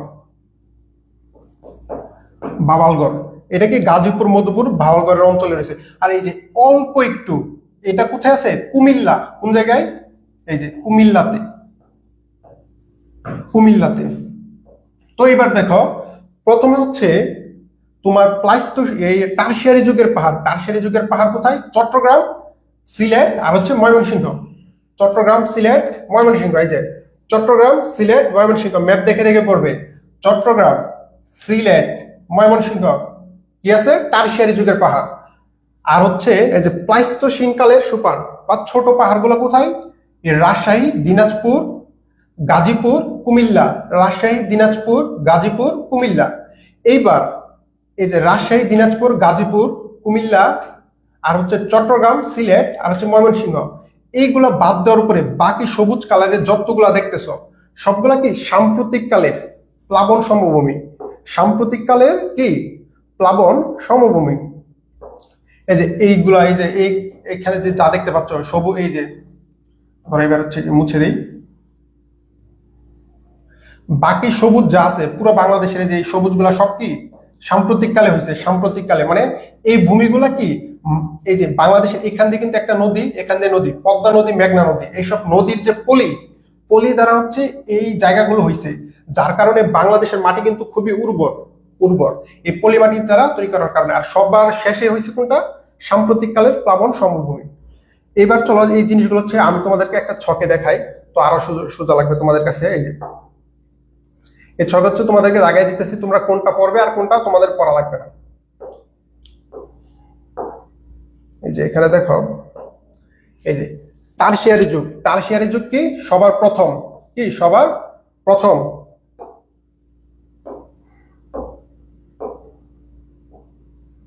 সবার প্রথম কি?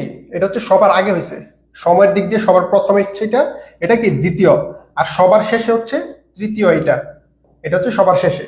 আর বাংলাদেশে কত পার্সেন্ট জায়গাতে আছে? 12%। কত পার্সেন্ট? 12%। আর প্লাইস্টোসিন হচ্ছে 8%। আর বাকি 80% কি সাম্প্রতিক। এই যে এই জিনিসগুলো হচ্ছে পড়বে, এই তিনটা জিনিস পড়বে আর এই তিনটা জিনিস পড়বে। কোনগুলো পড়তে হবে কোনগুলো পড়তে হবে না আমি দাগাই দিতেছি তোমাদের, তোমরা জাস্ট এই যে দেখো, এই যে এই 80%, এই যে এই 12%, 80%, 8% ও 80%, এই তিনটা জিনিস পড়বে। টারশিয়ারি যুগের পাহাড় কত পার্সেন্ট বাংলাদেশে? 12%। প্লাইস্টোসিন কালের পাহাড় সোপান 8%। সাম্প্রতিক কালের প্লাবন সমভূমি 80%। আর এই অঞ্চলগুলো থেকে এগুলো পড়ার দরকার নেই। অঞ্চলগুলো হচ্ছে আমি যা যা বলছি, এই যে সিলেট, তারপর হচ্ছে চট্টগ্রাম, আর কি টারশিয়ারি যুগে সিলেট, চট্টগ্রাম, আর এখানে হচ্ছে কি একটু ময়মনসিংহ। ময়মনসিংহ, ময়মনসিংহ। এই যে এই যেগুলো যেগুলো দাগ দিছি জাস্ট এগুলো পড়বে। বরেন্দ্রভূমি কোনগুলো পড়বে? এই যে রাজশাহী। কোনটা? রাজশাহী। তারপরে দেখো পাশে কি আছে? এই যে বগুড়া। রাজশাহী, বগুড়া, দিনাজপুর, গাজীপুর, আর হচ্ছে কি কুমিল্লা। এই জিনিসগুলো পড়বে, এই জিনিসগুলো পড়বে। আর হচ্ছে সাম্প্রতিক কালের মানে কি এই জায়গাগুলো বাদে যা আছে সব কি সাম্প্রতিক। এই জায়গাগুলো বাদে যা আছে সব সাম্প্রতিক। এটা থেকে বেশি আসে না, এটা থেকে জাস্ট একটা প্রশ্ন আসতে পারে, এটা কি কত পার্সেন্ট এই প্লাবন সমভূমি? 80%। জাস্ট এইটা। এই যে এখান থেকে হচ্ছে এই জায়গাগুলো পড়বে, এখান থেকে এইগুলো। তারপরে চলো আমরা হচ্ছে পরবর্তী স্লাইডের দিকে যাই। পরবর্তী স্লাইডে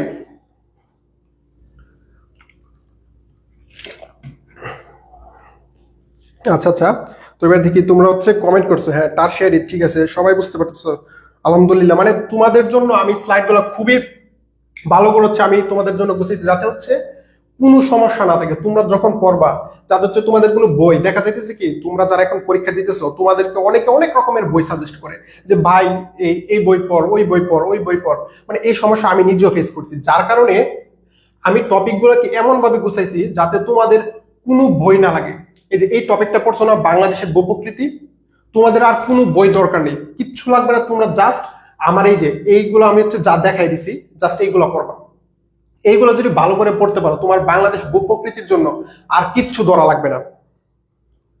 আচ্ছা, মোহাম্মদ মহসিন বলতেছে ভাইয়া আমার বাড়িতে চট্টগ্রাম, অবশ্যই আমি কিছুদিন পর আসবো তোমাদের চট্টগ্রামে ঘুরতে। আচ্ছা, পিডিএফ অবশ্যই দিব তোমাদেরকে, পিডিএফ দিব। তোমরা হচ্ছে ক্লাসগুলো করে এই যে পিডিএফ গুলো দেখতে পাচ্ছ, এই সবগুলো হচ্ছে তোমাদেরকে দিয়ে দিব। এবং তোমরা হচ্ছে আমাদের যে গ্রুপটা, যে গ্রুপে ক্লাস করতেছো, এটাতে দেখবে একটা হোয়াটসঅ্যাপ গ্রুপ আছে, হোয়াটসঅ্যাপ গ্রুপে জয়েন হয়ে যাবে। তোমাদেরকে সকল পিডিএফ আমরা দিয়ে দিব, ক্লাসের যত পিডিএফ লেকচার সবগুলো আমরা তোমাদেরকে ওই গ্রুপে দিয়ে দিব। এবার চলো কি, এবার চলো বাংলাদেশের চারপাশে কে কে আছে। দেখো বাংলাদেশের চারপাশে কারা আছে? স্বাভাবিক, বাংলাদেশের চারপাশে কি? বাংলাদেশের শত্রু। বাংলাদেশের শত্রু। শত্রু কারা বলো? বাংলাদেশের শত্রু নাকি মিত্র?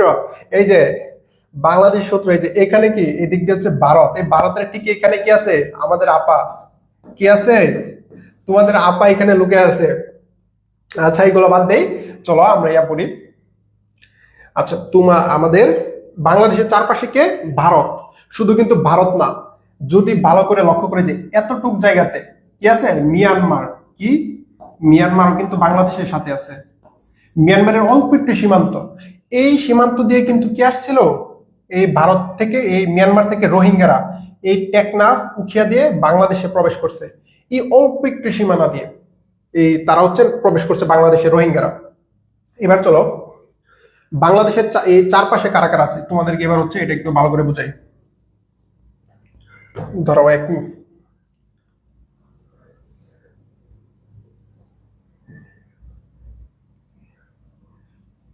এই পাশে নিয়ে আসি, তখন হচ্ছে এবার হচ্ছে ভালো করে বুঝতে পারবে তোমরা। এই যে ধরো এটা হচ্ছে বাংলাদেশ, বাংলাদেশের পাশে ভারতের মোট কয়টি রাজ্য? বাংলাদেশের চারপাশে ভারতের, এই যে ভারতের কয়টি রাজ্য আছে? 5টি রাজ্য। কয়টি? 5টি রাজ্য। কয়টি রাজ্য আছে? 5টি রাজ্য। বাংলাদেশের পাশে ভারতের 5টি রাজ্য। এই যে এইখান থেকে বাংলাদেশের এইখান থেকে শুরু করে এতটুক পর্যন্ত, এই যে এতটুক পর্যন্ত কি ভারতের কোন অঞ্চল? পশ্চিমবঙ্গ বা কলকাতা। পশ্চিমবঙ্গের কি বলে বলো? কলকাতা। কলকাতা বা কলিকাতা। কলিকাতা হারবাল কিন্তু আবার কলিকাতা। এই যে কলিকাতা যে হারবালের নাম শুনো, বাংলাদেশের এইখান থেকে কিন্তু প্রবেশ করে বাংলাদেশে কলকাতা। তারপরে এই যে বাংলাদেশের এতটুক অঞ্চল, এই যে এতটুক অঞ্চলের মধ্যে ভারতের একটি প্রদেশ, নাম কি? মেঘালয়। কি প্রদেশ? এই যে মেঘালয়, লিখে দিচ্ছি এখানে, মেঘালয়। মেঘালয় ভারতের কোন প্রদেশ? মেঘালয় প্রদেশ। আর এই যে এই ফাঁক দিয়ে অল্প একটু জায়গা দেখতেছো না, এই জায়গাটুক দিয়ে যে এতটুক, আর হচ্ছে এই যে এই দাগের পরে যে এতটুক জায়গা, এই দুইটা জায়গাতে কি আছে? বাংলাদেশে আসাম। ভারতের কোন প্রদেশ? আসাম আছে, ভারতের হচ্ছে আসাম। এই যে এইখানে হচ্ছে পশ্চিমবঙ্গ, এতটুক পর্যন্ত পশ্চিমবঙ্গ। আর এই যে এতটুক পর্যন্ত কি? মেঘালয়। আর এই দিক দিয়ে এতটুক, আর এই দিক দিয়ে এতটুক। এই যে ময়মনসিংহ আর রংপুর দিয়ে, রংপুরের একটু অঞ্চল, আর হচ্ছে সিলেটের একটু অঞ্চল। কোনটা আছে? আসাম। এই যে ধরো এটা হচ্ছে 1, মেঘালয় হচ্ছে 2, আসাম হচ্ছে কত? 3। তার উপরে এই যে বাংলাদেশের কুমিল্লা, কুমিল্লার দিক দিয়ে ভারতের ছোট্ট একটা প্রদেশ, নাম কি? ত্রিপুরা। ত্রিপুরা। আর এই ত্রিপুরা থেকে কিন্তু বাংলাদেশের একটা উপজাতি আছে যাদের নাম কি? ত্রিপুরা। কুমিল্লা কোন জায়গাতে? বাংলাদেশের কুমিল্লার ফেনী জায়গার এদিক দিয়ে কি আছে? ছোট্ট একটা প্রদেশ, নাম ত্রিপুরা। তারপরে এই যে চট্টগ্রামের এতটুকু অঞ্চল, চট্টগ্রামের এতটুকু অঞ্চলে আরেকটা প্রদেশ, নাম কি? ভারতের মিজোরাম। কি? মিজোরাম। এটা হচ্ছে 5 নাম্বার, এটা হচ্ছে 4 নাম্বার। তো 5টা প্রদেশ কি? 5টা প্রদেশ কি? এই যে 5টা প্রদেশ দেখা দিচ্ছি। প্রথম এই যে উত্তরের দিকে কি আছে? এই যে বাংলাদেশের উত্তর। এই যে যদি মানচিত্রটা এইভাবে আঁকো, উত্তর, দক্ষিণ, পূর্ব, আর হচ্ছে পশ্চিম। তো উত্তর, উত্তর কি উপরে? উত্তরে কি আছে এখানে? এই যে এটা কি উত্তর না? এই যে এটা হচ্ছে উত্তর। উত্তরে কি আছে? পশ্চিমবঙ্গ। কি? পশ্চিমবঙ্গ। পশ্চিমবঙ্গ। এই যে উত্তরে কি আছে? ভারতের পশ্চিমবঙ্গ। আর এই যে অল্প একটু জায়গাতে কি আছে? ভারতের মেঘালয়। এই যে এই দিক দিয়ে কি? মেঘালয় আর আসাম। এই যে মেঘালয় আছে বাংলাদেশের, ভারতের। পূর্বে কি আছে? এই যে পূর্ব, এটা কি পূর্ব দিক না? পূর্বে কি আছে? ভারতের ত্রিপুরা। এই যে ত্রিপুরা। আবার এই পূর্ব দিক দিয়ে কিন্তু মিজোরামও আছে, আসামও আছে। এই যে এটা যদি পূর্ব হয়, এই দাগের ওই পাশে সব কি? পূর্ব।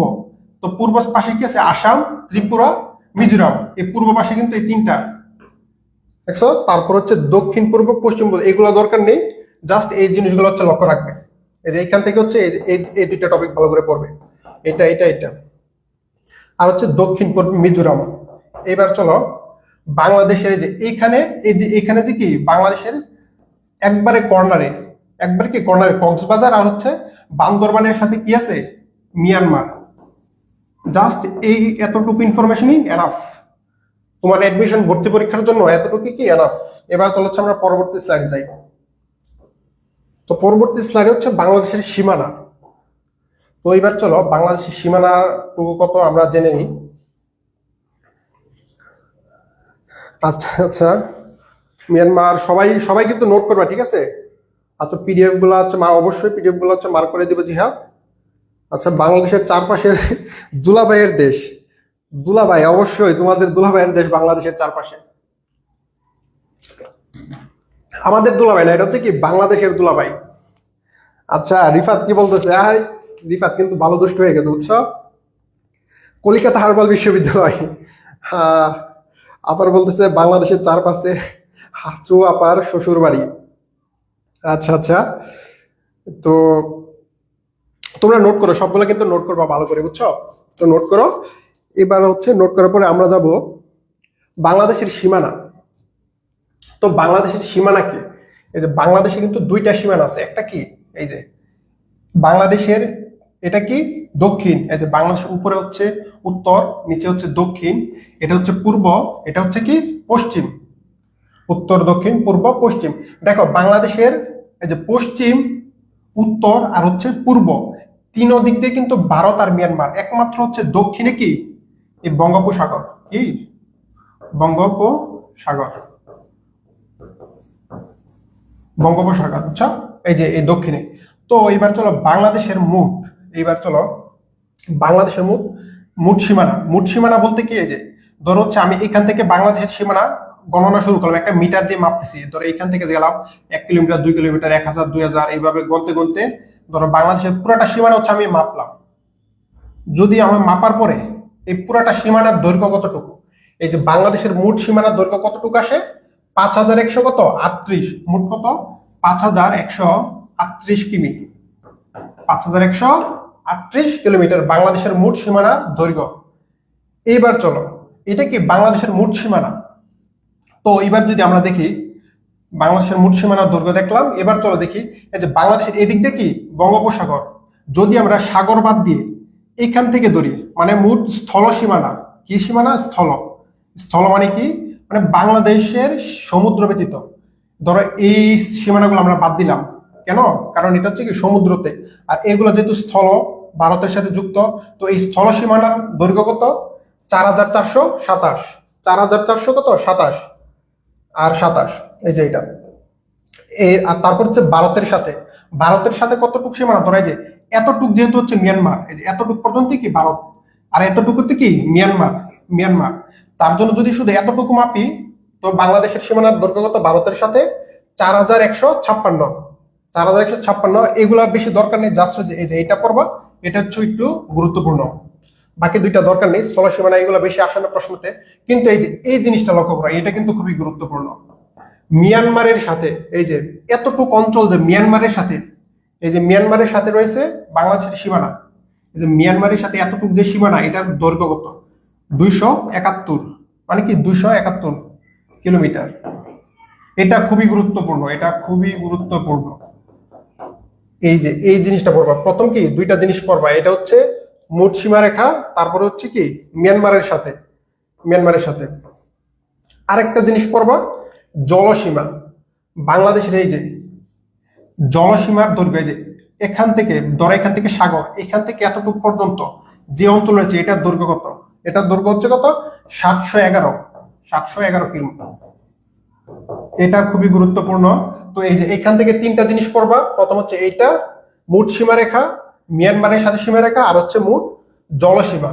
এই তিনটা খুবই গুরুত্বপূর্ণ। আর বাকিগুলো হচ্ছে তোমরা জাস্ট একবার করে দেখে নিবা, বাকিগুলো তত বেশি ইম্পর্টেন্ট না। এবার চলো পরবর্তী স্লাইডে। এই যে পরবর্তী স্লাইডে সেম এই যেটা বললাম, মানে কি এই যে রাজনৈতিক সমুদ্র সীমা। ধরো এই যে বাংলাদেশের, এবার ধরো হচ্ছে বাংলাদেশের সমুদ্র সীমা। এই যে এই পুরাটুকু অঞ্চল দেখতেছ, এই যে এই পুরাটুকু অঞ্চলের উপরে কি বাংলাদেশ, এগুলা কি এগুলার মালিককে বাংলাদেশ, এই পুরাটুকু অঞ্চলের মালিককে বাংলাদেশ সরকার, অথবা এই যে সরকার, বাংলাদেশের সরকার হচ্ছে কি এই অঞ্চলটুকুর মালিক। কিন্তু সমুদ্র যে এই যে পুরোটা কিন্তু বঙ্গোপসাগর, এই পুরো বঙ্গোপসাগরের মালিক কি বাংলাদেশ? না, পুরো বঙ্গোপসাগরের মালিক বাংলাদেশ না। এই বঙ্গোপসাগরের যে এতটুক, বঙ্গোপসাগরের মোট অঞ্চলের এই যে এতটুকু পর্যন্ত কি ধরো, এই যে এতটুকু পর্যন্ত, এই যে এইভাবে যদি আমরা দেই, এতটুকু পর্যন্ত মানে কত কিলোমিটার, এই যে 200 নটিক্যাল মাইল। কত মাইল? 200 nautical mile. বাংলাদেশ কতটুকু জল সমুদ্র সীমার মালিক? এই যে 200 নটিক্যাল। আরেকটা জিনিস লক্ষ্য রাখবে যে 1 নটিক্যাল মাইল সমান কত? 1 নটিক্যাল মাইল, 1 নটিক্যাল মাইল সমান হচ্ছে 1.87 কিলোমিটার। মানে কত কিলোমিটার? মানে এই যে এই 200 নটিক্যাল মাইল পর্যন্ত মালিককে বাংলাদেশ, 200 নটিক্যাল মাইল। আর এইগুলোর কি এই 200 নটিক্যাল মাইল পর্যন্ত হচ্ছে বাংলাদেশের সরকার যত সম্পদ, মৎস্য সম্পদ, যে সম্পদ আছে সম্পদগুলো আহরণ করতে পারবে। আর তার মধ্যে আবার এই যে এই 12 নটিক্যাল মাইল, তার থেকে কিছু কম 12 নটিক্যাল মাইল হচ্ছে কি রাজনৈতিক সমুদ্র সীমা।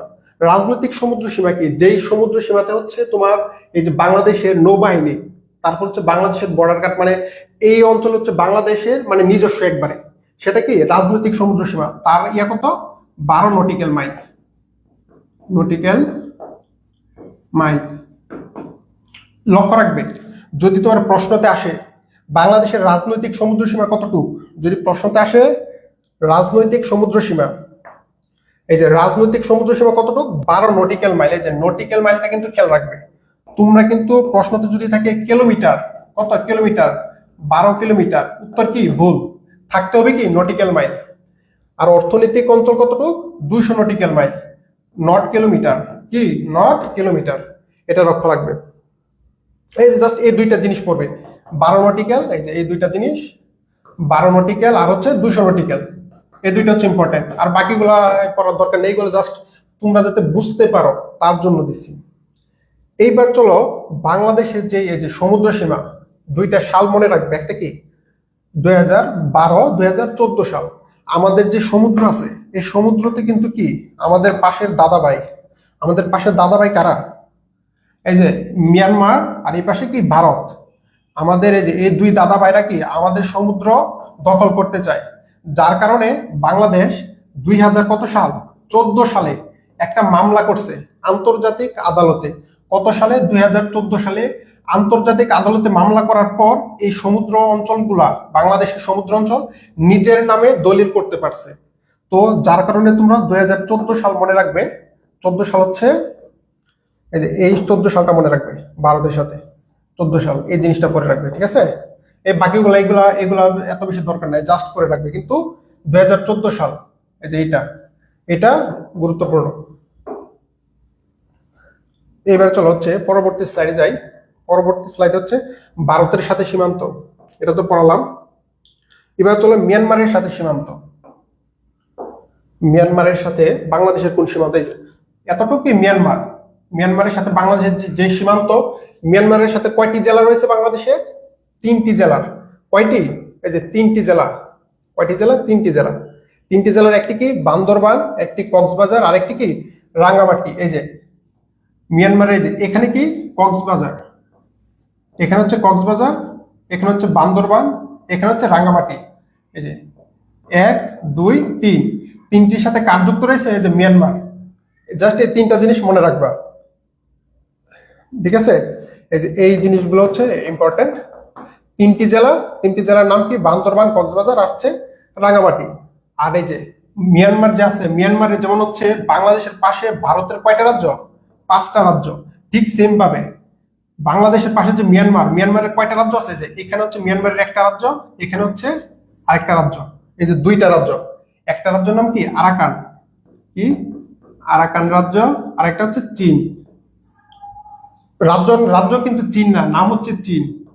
এই যে একটা হচ্ছে কি আরাকান, আর একটা হচ্ছে চীন প্রদেশ। 2টা প্রদেশ, ঠিক আছে? আর হচ্ছে মোট সীমান্তবর্তী জেলা কয়টা? 32টা। এই যে বাংলাদেশের সীমান্তবর্তী এই যে এইভাবে জেলা, মানে পাশে দা এইভাবে মোট জেলা কতটা? 32টা। কয়টা? 32। এই যে একটা জিনিস, তারপর হচ্ছে যে এটা, আর হচ্ছে এই যে এটা, এই 3টা জিনিস জাস্ট তোমরা পড়বে। আর বাকিগুলা পড়ার দরকার নেই, তোমরা চাইলে জাস্ট চোখগুলাই দেখতে পারো। আচ্ছা, এবার চলো পরবর্তী স্লাইড যাই। সীমান্ত রক্ষাকারী বাহিনী, বিজিবি। এটা কিন্তু খুবই হট টপিক বাংলাদেশের। তোমরা কিন্তু নোট করো, সবগুলো নোট করবা, ঠিক আছে?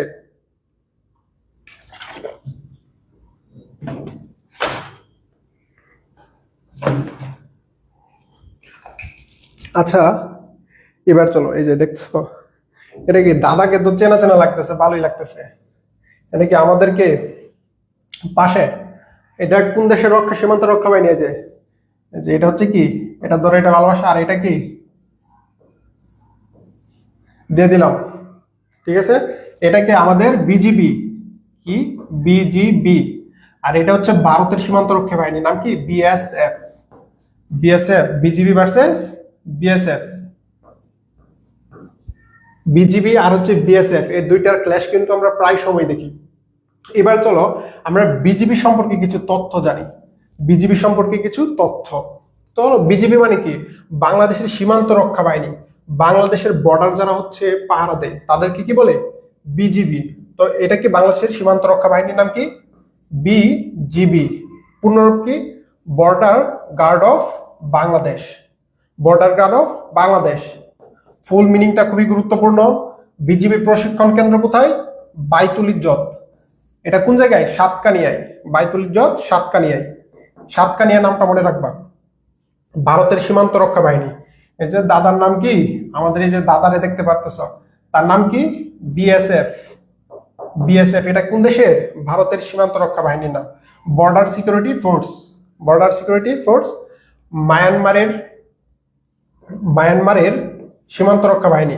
মায়ানমারের সীমান্ত রক্ষা বাহিনীর নাম কি? বিজিপি। Border guard police. পূর্বে ছিল কি? এনএএসএসিএ। এটা বেশি দরকার নাই, দরকার জাস্ট বাংলাদেশের বর্ডার গার্ড অফ বাংলাদেশ। আর তার প্রশিক্ষণ কেন্দ্র কোথায়? এই যে সাতকানিয়া। এটা জাস্ট মনে রাখবা। আরেকটা জিনিস মনে রাখতে পারো, পাকিস্তানের সীমান্ত রক্ষা বাহিনীর নাম কি? রেঞ্জার্স। এই যে RANGERS। এটা কি? পাকিস্তানের সীমান্ত রক্ষাকারী বাহিনীর নাম। তিনটা বাংলাদেশের প্রতিবেশী দেশ কি কি? বাংলাদেশ আছে, প্রতিবেশী দেশ ভারত, মিয়ানমার, আর হচ্ছে পাকিস্তান। তিনটা দেশের নাম। একটা কি? এই যে এখানে আমি সাইডে ছোট করে লিখে দেই। এই যে বিডি হচ্ছে কি? বিডি হচ্ছে বিজিবি। বাংলাদেশে কি বলে? বিজিবি। ইন্ডিয়া ছোট করে লিখে দেয়, ইন্ডিয়াতে হচ্ছে বিএসএফ। দাদারা বলে হচ্ছে বিএসএফ। তারপর হচ্ছে পাকিস্তান। পাকিস্তানে কি বলে? রেঞ্জার্স। রেঞ্জার্স। এই যে এই তিনটা জিনিস শেষ। এই তিনটা জিনিসের বেশি এখান থেকে দরকার নেই। এবার চলো আমরা পরবর্তীতে যাই, সীমান্ত পরিভাষা। সীমান্ত পরিভাষায় এই যে একটা জিনিস, নো ম্যানস ল্যান্ড। ভারত ও বাংলাদেশের উভয় দেশের কত? ধরো হচ্ছে ভারত আর বাংলাদেশের মধ্যে যে সীমান্ত আছে, এটা ধরো হচ্ছে কি? বাংলাদেশের মানচিত্র। সুন্দর হলো না? ধরো এটা বাংলাদেশের মানচিত্র, আর এখানে ধরো হচ্ছে ভারত। ধরো বাংলাদেশের মানচিত্র আর ভারত, এটা এখান থেকে কি ভারত, আর এখানে কি বাংলাদেশ। এই যে মাঝখানে যে জায়গাটা, মাঝখানে কত কিলোমিটার জায়গা? 150 কিলোমিটার। কত কিলোমিটার? 150, আরে সরি 150 মিটার। কিলোমিটার না কিন্তু, মিটার, মানে অল্প একটু জায়গা। এই যে তোমরা একটা জিনিস দেখবা, যে ধরো হচ্ছে যে এই পাশে কি কাঁটাতারের বেড়া, এই পাশে কি কাঁটাতারের বেড়া। তোমরা মুভিতে দেখবে মাঝখানে কিন্তু একটা খালি রাস্তা থাকে। কি থাকে? খালি রাস্তা। এই যে খালি রাস্তা থাকে, এটাকে কি বলে? 150 মিটার অঞ্চল।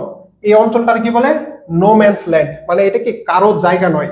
এটা এটা হচ্ছে ভারতেরও জায়গা নয়, এটা বাংলাদেশেরও জায়গা নয়। এটার নাম কি? No man's land. খুবই গুরুত্বপূর্ণ একটি কিওয়ার্ড। তারপর হচ্ছে পতাকা বৈঠক। এই যে পতাকা বৈঠক অথবা ফ্ল্যাগ মিটিং, এটা কিন্তু খুবই গুরুত্বপূর্ণ। পতাকা বৈঠক কি? ধর হচ্ছে এই যে আমাদের দাদা আর হচ্ছে বিজিবি আর বিএসএফ, দুই দেশের সীমা। এই যে ধর হচ্ছে দাদাদের সাথে আমার কোনো একটা সমস্যা হইলো বা একটা ঝামেলা হয়েছে, ধরো তারা হচ্ছে কোনো একটা ঝামেলা, এটা মিটানোর জন্য এই যে তারা দেখো, এই যে এখানে কিন্তু পতাকা নিয়ে আসছে। এই যে বাংলাদেশের, এই যে এখানেও কিন্তু একটা পতাকা আছে বাংলাদেশের। এই যে পতাকা নিয়ে হচ্ছে দুই দেশের সীমান্ত রক্ষা বাহিনী বৈঠক করে একটি সমস্যা সমাধানের জন্য, যাকে কি বলে? Flag meeting. এই যে পতাকা বৈঠক অথবা ফ্ল্যাগ মিটিং, এটা গুরুত্বপূর্ণ অনেক। আর এটা একবার জাস্ট দেখবা, একবার দেখলে হচ্ছে তোমাদের মনে থাকবে ফ্ল্যাগ মিটিং কি। মানে দুই দেশের সীমান্ত রক্ষা বাহিনী বসে মিটিং করে, এটা কি বলে? ফ্ল্যাগ মিটিং অথবা পতাকা বৈঠক। এবার চলো হচ্ছে সীমান্ত বিরোধ। আচ্ছা, তোমরা হচ্ছে কারা কারা নোট করতেছো নি? সবাই সবাই তোমরা হচ্ছে জানাও কে কে নোট করতেছো। নোট না করলে কিন্তু কিছু পারবা না, তোমাদের কিন্তু অবশ্যই নোট করতে হবে। তোমরা কি সবাই নোট করতেছো? জানে দাও, তাড়াতাড়ি জানাও। সবার কিন্তু হচ্ছে নোট করতে হবে।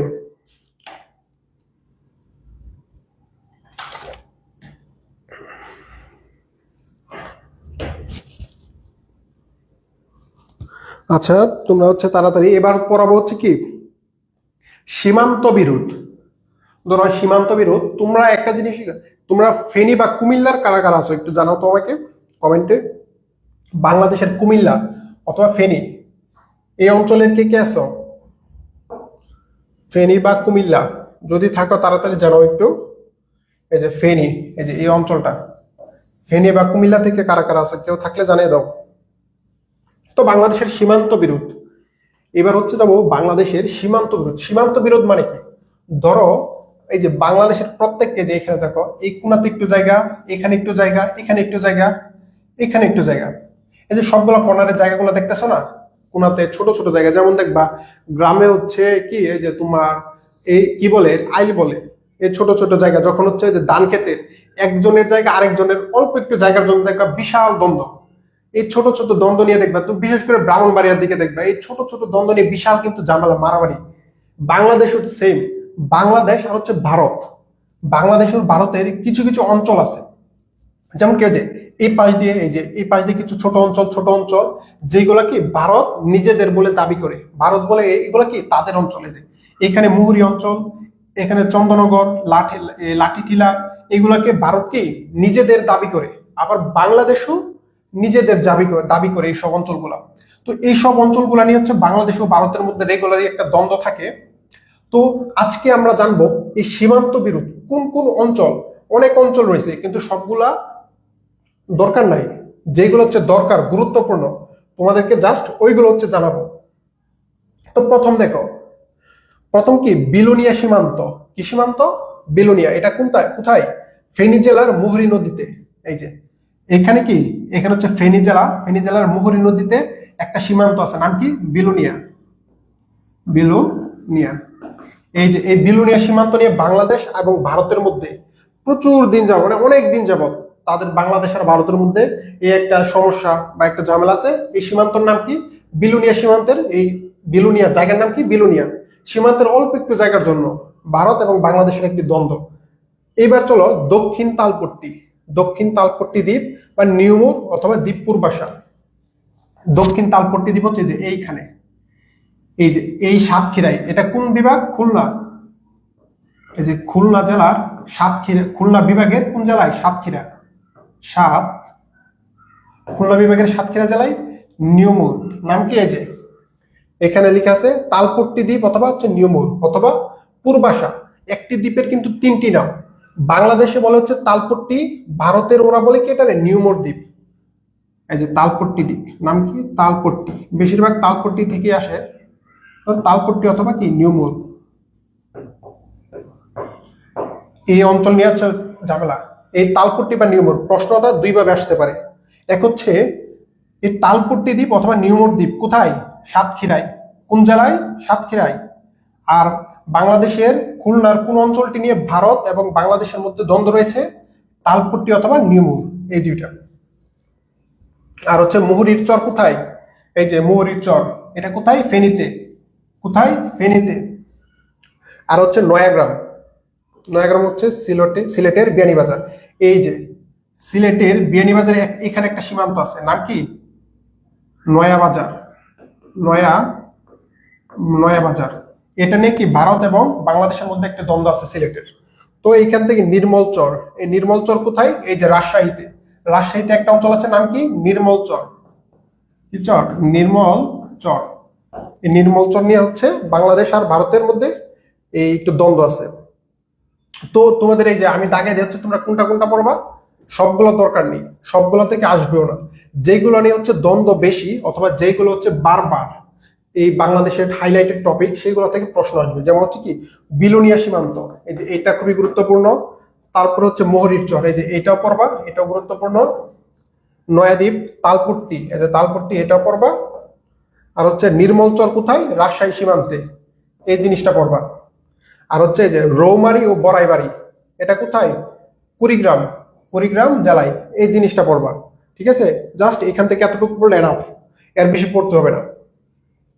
তো সীমান্ত বিরোধ নিয়ে আর কোনো দরকার নেই তোমাদের, হচ্ছে আমি যা যা দিছি দাগে এর বাইরে একটাও প্রশ্ন আসবে না।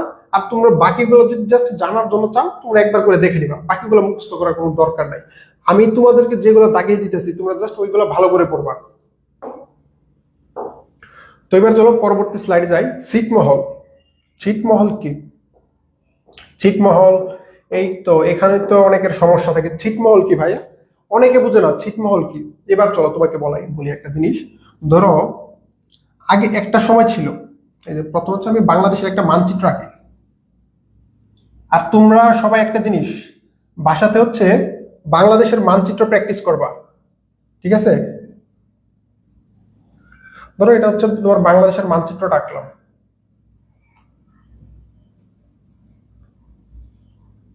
ধরো বাংলাদেশের মানচিত্র আঁকলাম। ধরো বাংলাদেশ স্বাধীন হয়েছে কবে? 1947। এই বাংলাদেশ স্বাধীন হয়েছে 1971 সাল। 71 সালের আগে কে ছিল? 1947 সাল থেকে 71 সাল পর্যন্ত বাংলাদেশ পূর্ব পাকিস্তান আর পশ্চিম পাকিস্তান ছিল। তখন কিন্তু দুইটা দেশ একই ছিল। কিন্তু 1947 সালের আগে যখন ব্রিটিশরা শাসন করত, তখন কিন্তু বাংলাদেশ নামে আলাদা কোনো দেশ ছিল না। তখন কি ভারত উপমহাদেশ কি ছিল? ভারত উপমহাদেশ। তখন ছিল হচ্ছে ভারত উপমহাদেশ। তখন দেখো, যখন ভারত উপমহাদেশ ছিল তখন বাংলাদেশের ভিতরে ভারতের কিছু অঞ্চল, ধর ছোট ছোট অঞ্চল, এদিক দিয়ে এদিক দিয়ে হচ্ছে বাংলাদেশের ভিতরে ভারতের ছোট ছোট অঞ্চল। আবার ভারতের ভিতরেও বাংলাদেশের কিছু ছোট ছোট অঞ্চল রয়েছে, যেখানে যার এই মীমাংসা এই দেশ স্বাধীন হওয়ার পরে হয়নি। এইগুলোকে কি বলে? ছিটমহল। অর্থাৎ ছিটমহল মানে কি? ছিটমহল মানে হচ্ছে এই যে বাংলাদেশের ভিতরে ভারতের কিছু অঞ্চল, আবার ভারতের ভিতরেও কি সেম বাংলাদেশের কিছু ছোট ছোট অঞ্চল আছে, ছোট ছোট অঞ্চল। এবার চলো, এই ছিটমহল অথবা অঞ্চলগুলা কয়টি অঞ্চল রয়েছে? এই যে ছিটমহল বিনিময় কার্যকর হয়েছে। এই যে এই জিনিসটা পড়বা ভালো করে। কত সালে? 2015 সালের 1 আগস্ট ছিটমহল বিনিময়। মানে এইগুলা কি হয়েছিল? ধর হচ্ছে এই যে ভারতের এখানে বাংলাদেশের 1 কিলোমিটার অঞ্চল আছে। কত কিলোমিটার? 1 কিলোমিটার। আর বাংলাদেশে কয় কিলোমিটার? বাংলাদেশও ধরো ভারতের 1 কিলোমিটার একটা অঞ্চল রয়েছে। এবার কি করছে? ভারতের যে এই 1 কিলোমিটার অঞ্চল, এটা তো বাংলাদেশ ওইখান থেকে তুলে বাংলাদেশের ভিতরে আনতে পারবে না। ভারত থেকে কি তুমি 1 কিলোমিটার অঞ্চল তুলে বাংলাদেশ আনতে পারবা? আনতে পারবে না। কিন্তু তুমি করতে পারবা কি? ধরো ভারতের এই যে 1 কিলোমিটার অঞ্চল, এটারে বাংলাদেশ নিজের নামে নিয়ে নিছে, এবং বাংলাদেশের এই যে এই 1 কিলোমিটার অঞ্চল যেটা ভারতে ছিল, ওইটা ভারতকে দিয়ে দিছে। এই চুক্তিটা কার্যকর হয়েছিল কত সালে? 2015 সালের 1 আগস্ট। তোমাদের ছিটমহল কি বুঝতে হবে কিচ্ছু দরকার নাই। তোমরা জাস্ট পড়বে ছিটমহল বিনিময় কার্যকর হয়েছে 1 আগস্ট 2015, 1 আগস্ট 2015। এবং বাংলাদেশের অভ্যন্তরে ভারতের কয়টি ছিটমহল? এই যে বাংলাদেশের ভিতরে, এই যে বাংলাদেশের ভিতরে এমন ছোট ছোট কয়টি ছিটমহল ছিল ভারতের? এবার দেখো, এই যে এভাবে ছোট ছোট ছিটমহল কয়টি ছিল? 111টি। কয়টি? 111টি। 111টি। এই ইনফরমেশনটা জাস্ট করবা। কোনটা? 111টা। আর ভারতের ভিতরে কয়টা ছিল? ভারতের ভিতরে, ভারতেরটা হচ্ছে পরে পড়ব। আর এই বাংলাদেশের ভিতরে যে ভারতের 111টা ছিল, সেখানে কোন কোন জেলাতে ছিল? কোন কোন জেলা? এই যে বাংলাদেশের 3টা জেলা, পঞ্চগড়, এই যে এখানে পঞ্চগড়, এখানে কুড়িগ্রাম, এখানে হচ্ছে লালমনিরহাট, আর এখানে হচ্ছে নীলফামারী। মানে এতটুক জায়গার ভিতরে কি ছিল? ছিটমহল গুলা ছিল। তো এবার দেখো, ছিটমহল 111টা ছিটমহল কোন কোন জেলাতে ছিল? 4টা জেলাতে ছিল। কয়টা জেলা? 4টা জেলা। এই যে এখানে আমি লিখে দিচ্ছি, 4টি জেলায় ছিটমহল ছিল। কয়টি জেলায়? ছিটমহল। বাংলাদেশের কয়টি জেলায় ছিল? এই যে 4টি জেলায়। এই জিনিসটা ভালো করে লক্ষ্য করবে। এবং 4টি জেলা হচ্ছে তোমরা কিভাবে মনে রাখবা, তোমাদেরকে দারুণ একটা টেকনিক। আজকের ক্লাসে তোমাদেরকে ওইভাবে টেকনিক দিতে পারতেছি না, কারণ আজকের ক্লাসটা হচ্ছে খুবই একটা বেসিক একটা ক্লাস, যার কারণে ওইটাতে ওই রকম টেকনিক নেই। কিন্তু পরবর্তী যে ক্লাসগুলো আছে ওইটাতে তোমাদের মজার মজার টেকনিক দিব। ধরো এই যে এটাতে একটা টেকনিক দিচ্ছে ছিটমহল মনে রাখার। এই যে নীলা কবিতা পড়ে। কি? নীলা কবিতা পড়ে। নীলা কবিতা পড়ে। নীলা কবিতা পড়ে। তো এর মাধ্যমে আমরা কি শিখবো? এই যে এবার দেখো, তুমি যখন লিখবা নীলা কবিতা পড়ে, এই যে নীলার নি থেকে কি? নীলফামারী। কি? নীলফামারী। আর এই লতে কি? লালমনিরহাট। লতে কি? লালমনিরহাট। কবিতার পথে কি? কুড়িগ্রাম। কি? কুড়িগ্রাম। আর পরের পথে কি? পঞ্চগড়। তো বাংলাদেশের কোন 4টি জেলা ছিল? নীলফামারী, লালমনিরহাট, কুড়িগ্রাম, পঞ্চগড়। নীলা কবিতা পড়ে, এটা তোমরা কমেন্টে লিখো একবার। নীলা কবিতা পড়ে, নীলা কবিতা পড়ে, নীলা কবিতা পড়ে। 4-5 বার এটা পড়ো, বারবার পড়ো। নীলা কবিতা পড়ে, নীলা কবিতা পড়ে। নীলার নিতে হচ্ছে নীলফামারী, লতে হচ্ছে লালমনিরহাট, পথে হচ্ছে কুড়িগ্রাম, পথে পঞ্চগড়। এভাবে পড়ো, বারবার পড়ো, 4-5 বার পড়ো। নীলা কবিতা পড়ে, নীলা কবিতা পড়ে।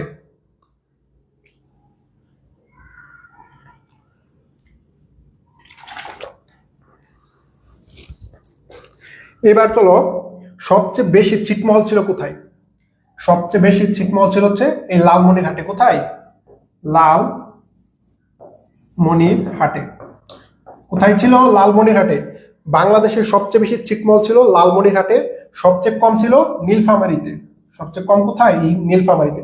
এই দুইটা জিনিস লক্ষ্য রাখবে। সবচেয়ে বেশি লালমনিরহাট, এভাবে মনে রাখতে পারো, লালমনিরহাটে বেশি ছিল মানে লালে লাল। আমরা যখন বেশি কিছু পাই তখন কি বলি? যে সে লালে লাল হয়ে গেছে, মানে অতিরিক্ত টাকা পায় লালে লাল হয়েছে। তো নীলফামারী লালমনিরহাটও কি 59টি ছিটমহল পায় লালে লাল হয়েছে, যার কারণে সবচেয়ে বেশি ছিটমহল হচ্ছে লালমনিরহাট, আর সবচেয়ে কম কি?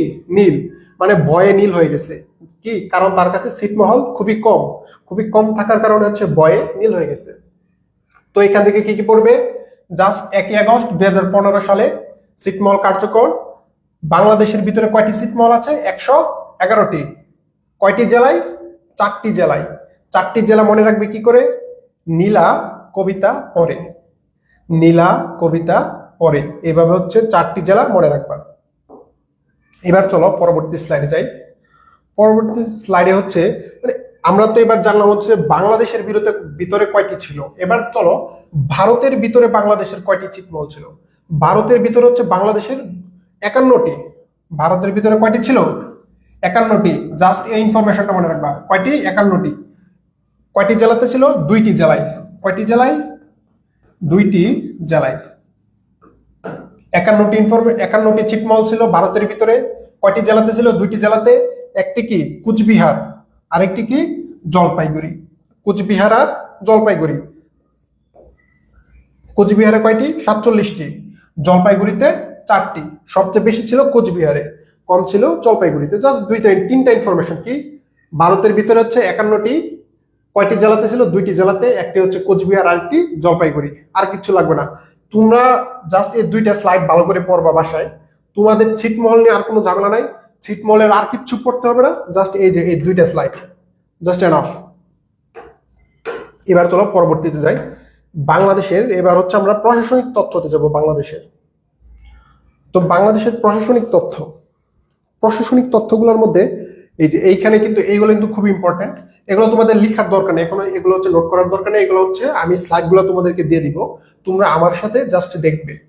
বাংলাদেশের প্রথম জেলা, যে বাংলাদেশের প্রথম জেলা কোনটি? চট্টগ্রাম। কোন জেলা বাংলাদেশের প্রথম জেলা? চট্টগ্রাম হচ্ছে বাংলাদেশের প্রথম জেলা। কয় সালে? 1966 সালে। 1966 সালে চট্টগ্রাম হচ্ছে বাংলাদেশের প্রথম জেলা। আরেকটা জিনিস মনে রাখবে, সেটা হচ্ছে কি? ঢাকা কত সালে বাংলাদেশের প্রথম রাজধানী হয়? মানে ঢাকাকে কখন বাংলাদেশের রাজধানী করা হয়? 1610 সালে। কত? 1610 সালে ঢাকাকে প্রথম বাংলাদেশ না, মানে হচ্ছে ঢাকাকে রাজধানী ঘোষণা করা হয়, মানে প্রথম রাজধানী হয় 1610। আর প্রথম জেলা হচ্ছে চট্টগ্রাম। বাংলাদেশের প্রথম মহকুমা কি? তোমার হচ্ছে থানা, সেটা কি? খুলনা। মহকুমা অথবা বিভাগ, সেটা কি? খুলনা। কত সালে? 1842 সালে। বাংলাদেশের প্রথম মহকুমা হচ্ছে, এই যে 2টা জিনিস মনে রাখবা, যে এটা খুবই গুরুত্বপূর্ণ। মহকুমা কি? খুলনা, এটা পড়বা। 1971 সালে স্বাধীনতা লাভের পর বাংলাদেশে কয়টি বিভাগ ছিল? 4টি বিভাগ। জেলা কয়টি ছিল? 19টি। 1971 সালে যখন বাংলাদেশ স্বাধীন হয় তখন বাংলাদেশে মোট বিভাগ ছিল 4টি, মোট জেলা ছিল 19টি। এই 2টা জিনিস মনে রাখবা। সবার শেষে ঘোষিত সিটি কর্পোরেশন কোনটা? ময়মনসিংহ। সিটি কর্পোরেশন কয়টা? 12টা। সবার শেষে কোনটা হয়েছে? সবার শেষে হচ্ছে এই যে এই ময়মনসিংহ হচ্ছে সবার শেষে। সবচেয়ে ছোট সিটি কর্পোরেশন কোনটা? এই যে কুমিল্লা। কুমিল্লা কি? সবচেয়ে ছোট সিটি কর্পোরেশন। সরি, এটা বলেছে বৃহত্তম সিটি কর্পোরেশন হবে না, ক্ষুদ্রতম সিটি কর্পোরেশন হচ্ছে কুমিল্লা। আর বৃহত্তম সিটি কর্পোরেশন কোনটা? এই গাজীপুর। বৃহত্তম সিটি কর্পোরেশন কোনটা হবে? এই গাজীপুর। 2টা জিনিস মাথায় রাখবে ভালো করে। ক্ষুদ্রতম সিটি কর্পোরেশন কুমিল্লা, বৃহত্তম হচ্ছে গাজীপুর। এবার চলো পরবর্তী স্লাইডের দিকে যাই। পরবর্তী ইনফরমেশনগুলো, সর্বশেষ ঘোষিত পৌরসভা। এটা বেশি তথ্য তো দরকারই নাই, এটা জাস্ট তোমরা দেখে নাও। সর্বশেষ ঘোষিত পৌরসভা কি? শ্যামনগর, সাতক্ষীরা। সর্বশেষ ঘোষিত থানা এই যে এইটা ঈদগাঁও, কক্সবাজার। 662তম। এটা কিন্তু খুব ইম্পর্টেন্ট। এটা কিন্তু 2022 সালে প্রশ্নতে এসেছিল। 2022 সালে ঢাকা বিশ্ববিদ্যালয়ে এসেছিল। সর্বশেষ ঘোষিত উপজেলা ঢাসার মাদারীপুর। সর্বশেষ ঘোষিত উপজেলা কি? ঢাসার মাদারীপুর, ঈদগাঁও, কক্সবাজার আর হচ্ছে মধ্যনগর, সুনামগঞ্জ। সর্বশেষ ঘোষিত উপজেলা কয়টি? 3টি। কয়টি? 3টি। খুবই গুরুত্বপূর্ণ এটা, এই জিনিসটা মনে রাখবে। সর্বশেষ ঘোষিত উপজেলা 3টি। বর্তমানে ডিএমপির থানা 50টি। ডিএমপি মানে কি? Dhaka metropolitan police. As a DMP তার মানে হচ্ছে ঢাকা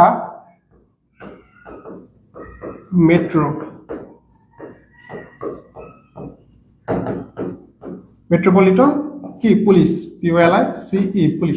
এটা হচ্ছে কি ডিএমপির পূর্ণরূপ। ডিএমপির আন্ডারে বর্তমানে কয়টি থানা আছে? 50টি। বাংলাদেশ তথা এশিয়ার বৃহত্তম গ্রাম। বাংলাদেশ তথা এশিয়ার সবচেয়ে বড় গ্রাম মানে কি? এশিয়া মহাদেশের সবচেয়ে বড় গ্রাম কোনটি? এই বানিয়াচং, হবিগঞ্জ। এটা কোন বিভাগে? সিলেট বিভাগে। সিলেট বিভাগে। সিলেট বিভাগে। আচ্ছা, তোমাদের বানিয়াচংয়ে কেউ আছো নাকি? তোমরা জানাও। যদি বানিয়াচংয়ে থাকো তার জন্য আমার স্পেশাল একটা গিফট আছে। যদি বানিয়াচং, হবিগঞ্জের কেউ থাকো একটু জানাও, কমেন্টে জানাও, দ্রুত জানাও। তারপরে প্রস্তাবিত 2টি বিভাগ। বাংলাদেশের প্রস্তাবিত 2টি বিভাগ। বর্তমানে বিভাগ বাংলাদেশে কয়টি? 8টি। নতুন করে কয়টা প্রস্তাব করছে? 2টা। যদি নতুন করে হয়, নতুন করে কয়টা হবে? 10টা। কিন্তু যে 2টা, এই 2টা কিন্তু প্রস্তাব করছে, এখনো কিন্তু অফিসিয়ালি হয় নাই। যার কারণে বাংলাদেশের বিভাগ কয়টা? 8টা। এই 2টা জাস্ট প্রস্তাব করছে। এটা কি কি? একটা হচ্ছে মেঘনা বিভাগ, আরেকটা হচ্ছে পদ্মা বিভাগ। মেঘনা বিভাগ কোথায়? কুমিল্লা। পদ্মা বিভাগ হচ্ছে ফরিদপুর। 2টা জিনিস জাস্ট মনে রাখবা। তো যেগুলো আমি দাগাই দিচ্ছি জাস্ট ওইগুলো পড়বা। আর এবার চলো পরবর্তী স্লাইডে যাই। পরবর্তী স্লাইড হচ্ছে বাংলাদেশের নতুন নাম এবং হচ্ছে পুরাতন নাম। নতুন এবং পুরাতন। আচ্ছা, কমেন্টগুলো চেক করি দেখ। তোমাদেরকে বললাম বানিয়াচং কারো বাড়ি আছে কিনা। আচ্ছা, রিফাত হাসান বলছে কোর্স ফি 5000 টাকা দিলেও কম হয়ে যায়। ভাইয়েরা এত সুন্দর করে বুঝিয়ে বুঝিয়ে পড়ানো। অবশ্যই ভাই, আমরা হচ্ছে আমাদের বেস্ট। আমি গ্যারান্টি দিয়ে বলতে পারি বাংলাদেশের কোনো কোচিং, কোনো প্ল্যাটফর্ম তোমাদেরকে জাস্ট মাত্র 360 টাকায়, এই যে এই একটা স্লাইড, তোমরা ভাই বিশ্বাস করবে না, একটা স্লাইড কিন্তু এই যে তৈরি করতে প্রচুর পরিশ্রম, প্রচুর ধৈর্য লাগে আর প্রচুর কিন্তু টাকা খরচ যায়। এটা শুধুমাত্র আমরা তোমাদেরকে ভালো একটা সার্ভিস দেওয়ার জন্য হচ্ছে আমরা করতেছি। তারপর হচ্ছে অবশ্যই আমাদের মতো মধ্যবিত্তের এক প্রকার আশীর্বাদ কনফার্ম দিও। অবশ্যই ভাইয়া, আমি সহ তোমাদের জুবাইর ভাইয়া, তোমাদের শুভ ভাইয়া, আমরা হচ্ছে আমাদের বেস্ট দেওয়ার চেষ্টা করব, যাতে কোনো জায়গায় তার কিছু দরকার না পড়ে। আমাদের ম্যাটেরিয়ালস খুবই সমৃদ্ধ এবং আমাদের ম্যাটেরিয়ালস গুলো যদি তোমরা ভালো করে পড়ো, তোমাদের বিশ্ববিদ্যালয়ে চান্স কেউ ঠেকাতে পারবে না, আমি গ্যারান্টি দিয়ে বলতে পারবো। তোমরা জাস্ট হচ্ছে শুধু পড়বে আমাদের সাথে। এইবার চলো বাংলাদেশের বর্তমান মানে পুরাতন নাম। পুরাতন নামগুলা, পুরাতন নাম কি মানে বর্তমানে কিন্তু এই যে আমাদের রাজধানীর নাম কি? আমাদের রাজধানীর নাম হচ্ছে ঢাকা। কিন্তু আগে কিন্তু ঢাকার নাম ঢাকা ছিল না। ঢাকার নাম কি ছিল? জাহাঙ্গীরনগর। কি ছিল? জাহাঙ্গীরনগর। যার কারণে ঢাকার পুরাতন নাম দিয়ে একটা বিশ্ববিদ্যালয় আছে। নাম কি বলতো? নামটা জানাও। নামটা হচ্ছে জাহাঙ্গীরনগর বিশ্ববিদ্যালয়। তো এই যে আগের পুরাতন নাম দিয়ে জাহাঙ্গীরনগর ছিল, বর্তমানে কি? ঢাকা। সেম বাংলাদেশের অনেক নাম আছে যে হচ্ছে আগে পুরাতন কিছু কিছু নাম ছিল। এই নাম অনেকগুলো নাম আছে, কিন্তু সবগুলো দরকার নেই। যেগুলো তোমাদের খুবই গুরুত্বপূর্ণ, পরীক্ষাতে আসবে, আমি শুধু সেইগুলো তোমাদেরকে দেখাই দিব। এই যে দেখো, সবচেয়ে গুরুত্বপূর্ণ এটা চট্টগ্রাম। এই যে চট্টগ্রামের পুরাতন নাম কি? পোর্টো গ্রান্ডে অথবা পোর্টো গ্রান্ডে। এটা কারা দিছিল? এটা হচ্ছে পর্তুগিজরা দিছিল, অথবা ইসলামাবাদ। এই 2টা জিনিস পড়বে। চট্টগ্রামের পুরাতন নাম পোর্টো গ্রান্ডে অথবা ইসলামাবাদ। ঢাকার পুরাতন নাম কি? জাহাঙ্গীরনগর। এই ঢাকা, ঢাকা তো এটা এমনিতে বিকৃত নাম ছিল আগে, কিন্তু তারপরে ঢাকা দিছে। কিন্তু এই জিনিসটা মনে রাখবে, জাহাঙ্গীরনগর। এই যে বরিশাল, বরিশালের পুরো নাম, এটা খুবই গুরুত্বপূর্ণ। বরিশালের জন্য জাস্ট 2টা পড়বে। কোন নামটা? চন্দ্রদ্বীপ। এই চন্দ্রদ্বীপ এটা অনেকবার পরীক্ষাতে আসছে। তো কি এই যে চন্দ্রদ্বীপটা হচ্ছে মনে রাখবে। বরিশালের পূর্ণরূপ কি? পুরাতন নাম কি? চন্দ্রদ্বীপ। আর একটা কি? বাকলা। এই 2টা, ইসলামপুর দরকার নেই। বাকলা, চন্দ্রদ্বীপ। চন্দ্রদ্বীপটা ভালো করে মনে রাখবে। কুষ্টিয়া, নদিয়া, এটা জাস্ট পড়ে নিবে। কুমিল্লা, কুমিল্লা আর হচ্ছে নোয়াখালী। বিশেষ করে শুধু কুমিল্লা, কুমিল্লার পুরাতন নাম কি? সমতট। এটার আমি তিনটা না, 4টা স্টার দিব, কারণ কি 4টা স্টার। এবার বোঝো এটার গুরুত্ব কতটুকু। এটা না, এটাও এই যে মহাস্থানগড়, মহাস্থানগড়ের পূর্ণ নাম কি? মহাস্থানগড় কোথায় কোথায়? তোমার হচ্ছে বগুড়ায়। বগুড়া কোন জেলাতে পড়ে? রাজশাহী বিভাগ। রাজশাহী বিভাগে। কোন জেলায়? রাজশাহী বিভাগে। রাজশাহী, রাজশাহীতে, রাজশাহীর বগুড়ায়, বগুড়ায়। নাম কি? পুনর্বর্ধন। এইটাও সেম, খুবই খুবই গুরুত্বপূর্ণ এই পুরাতন নামটা। এই ময়মনসিংহ, ময়মনসিংহের পুরাতন নাম কি? নাসিরাবাদ। এটা এক্সট্রা দিলাম, এটাও গুরুত্বপূর্ণ। এই যে কুমিল্লার পুরাতন নাম কি? ত্রিপুরা। কারণ কি? কুমিল্লার পাশে কোন ভারতের কোন প্রদেশ আছে? ত্রিপুরা প্রদেশ। আর ওইখানে হচ্ছে উপজাতি হিসেবে বাস করে কারা? ত্রিপুরারা। যার কারণে কুমিল্লাকে ত্রিপুরা নামে থাকা হতো। এটা তত বেশি গুরুত্বপূর্ণ না, কারণ কুমিল্লার জন্য যদি থাকে তোমরা পড়বে কোনটা? সমতট। কুমিল্লা ও নোয়াখালীকে কোন নামে ডাকা হতো আগে? সমতট নামে। এবার চলো, এই যে সোনারগাঁও, সোনারগাঁও কোথায়? নারায়ণগঞ্জে। কোথায়? নারায়ণগঞ্জে। নারায়ণগঞ্জে। এই যে নারায়ণগঞ্জ জেলায় হচ্ছে কি? এই যে সোনারগাঁও জাদুঘর, লোকশিল্প জাদুঘর, সোনারগাঁও লোকশিল্প জাদুঘর। এইটার পুরাতন নাম কি? সুবর্ণগ্রাম। খুবই ইম্পর্টেন্ট। এই যে এই সোনারগাঁও কিন্তু সুবর্ণগ্রাম নামে একটা পার্ক আছে। তোমরা যখন হচ্ছে সোনারগাঁও বা নারায়ণগঞ্জে আসবা তখন দেখবে সুবর্ণগ্রামে নামে হচ্ছে 2 কিলোমিটার জায়গাতে বড় একটা পার্ক, নাম দিছিল কি? সুবর্ণগ্রাম। এই জিনিসটা পড়বা। নোয়াখালী হচ্ছে কি? সুতরাং অথবা ভুলুয়া। এটা তত বেশি ইম্পর্টেন্ট না, জাস্ট হচ্ছে একবার চোখ বলে দেখে নিবা। এবার চলো পরবর্তী দিকে, পরবর্তী স্লাইডে যাই। পরবর্তী স্লাইডে হচ্ছে এই যে ফরিদপুর। এই যে ফরিদপুরের পুরাতন নাম কি? ফতেহাবাদ। এটা ইম্পর্টেন্ট। ফরিদপুরের পুরাতন নাম হচ্ছে ফতেহাবাদ। ফেনীর পুরাতন নাম শমশেরনগর, জাস্ট একবার দেখে নিবে। ভোলার পুরাতন নাম হচ্ছে কি? শাহবাজপুর। সিলেটের পুরাতন নাম হচ্ছে জালালাবাদ অথবা শ্রীহট্ট। খুবই ইম্পর্টেন্ট এটা, এটা মনে রাখবে ভালো করে। গাজীপুরের পুরাতন নাম জয়দেবপুর, এটাও ইম্পর্টেন্ট। জয়দেবপুর নামে কিন্তু গাজীপুরের বর্তমানে একটা স্থান আছে, নাম গাজীপুরের জয়দেবপুর। তো গাজীপুরের জয়দেবপুরে যাদের বাসা একটু জানাও। এই যে জামালপুরের পুরাতন নাম কি? সিংহজানি। এটাও ইম্পর্টেন্ট মোটামুটি। তারপর হচ্ছে গণভবন। গণভবন মানে, গণভবন কোনটা? গণভবন হচ্ছে যেখানে প্রধানমন্ত্রী বাস করে। অর্থাৎ 5ই আগস্টের দিন আমাদের ছাত্র জনতা, আমরা যারা হচ্ছে যে জায়গাতে আমরা গেছিলাম সেটার নাম কি? গণভবন। গণভবনে কে বাস করে? প্রধানমন্ত্রী বাস করে। প্রধানমন্ত্রীর বাসভবনের নাম হচ্ছে গণভবন। গণভবনকে কি বলা হয়? করতোয়া। গণভবনের আগে প্রাচীন নাম কি ছিল? করতোয়া। খুবই ইম্পর্টেন্ট এটা। বঙ্গভবন। বঙ্গভবন যেটাতে হচ্ছে কি রাষ্ট্রপতি থাকে, এটার নাম কি? বঙ্গভবন। বঙ্গভবনে কে থাকে? রাষ্ট্রপতি। তো বঙ্গভবনে আগে কে থাকতো? আগে নাম ছিল হচ্ছে কি গভর্নর হাউস। যখন ব্রিটিশরা ছিল, ব্রিটিশরা, গভর্নর মানে কি? সরকার, হাউস মানে কি? বাসস্থান। গভর্নর হাউস মানে হচ্ছে সরকারের বাসস্থান। এটা কখন ছিল? যখন ব্রিটিশরা ছিল বাংলাদেশে তখন ছিল গভর্নর হাউস। কিন্তু যখন বাংলাদেশ স্বাধীন হয় তখন নাম হয়েছে কি? বঙ্গভবন। ঠিক আছে, এবার চলো হচ্ছে আমরা পরবর্তী স্লাইডের দিকে যাই। এই যে এবার হচ্ছে আমরা কিছু একাডেমির নাম জানবো। বাংলা একাডেমির পুরাতন নাম, এই যে বাংলা একাডেমির পুরাতন নাম বর্ধমান হাউস।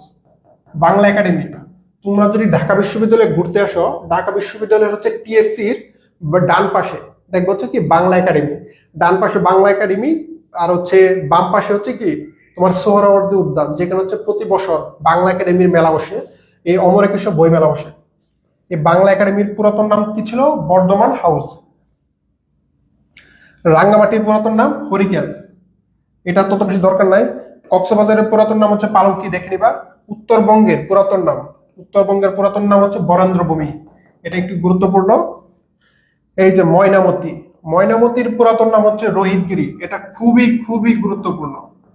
এটা এই পর্যন্ত অনেকবার প্রশ্নতে আসছে, অনেকবার পরীক্ষাতে আসছে। রাজবাড়ি, রাজবাড়ির পুরাতন নাম কি? গোয়ালন্দ। এই গোয়ালন্দ নামটা তোমরা আবার যখন হচ্ছে আমরা নদ নদীর টপিক পড়াবো, নদ নদীর টপিক পড়াবো তখন গোয়ালন্দ নামটা পড়বে। তো এটাও গুরুত্বপূর্ণ, এটাও পড়বা ভালো করে। বাগেরহাটের পুরাতন নাম হচ্ছে খলিফাবাদ, তত বেশি দরকার নাই, জাস্ট একবার পড়বে। খুলনা জাহানাবাদ একবার পড়বে। দিনাজপুর, এই যে দিনাজপুরের পুরাতন নাম কি? গন্ডোয়ানা ল্যান্ড, গন্ডোয়ানা ল্যান্ড, এটা একটু গুরুত্বপূর্ণ, এটা একটু ভালো করে পড়বে। তো জাস্ট পুরাতন নামগুলো এতগুলো পড়লে হচ্ছে তোমাদের যথেষ্ট, আর কোনো নাম লাগবে না, নতুন করে হচ্ছে আর কোনো পড়া লাগবে না, ঠিক আছে। এতটুকু যদি তোমরা ভালো করে পড়তে পারো, আর এক্সট্রা নতুন কোনো বই থেকে তোমরা এই যে এইসব পুরাতন নাম, এই যেগুলো হচ্ছে জাস্ট তোমাদেরকে দাগাই দিছি, তোমরা এইগুলা পড়বে, এর বাইরে আর কোনো দরকার নাই। এবার পড়ব হচ্ছে আমরা ভৌগোলিক উপনাম।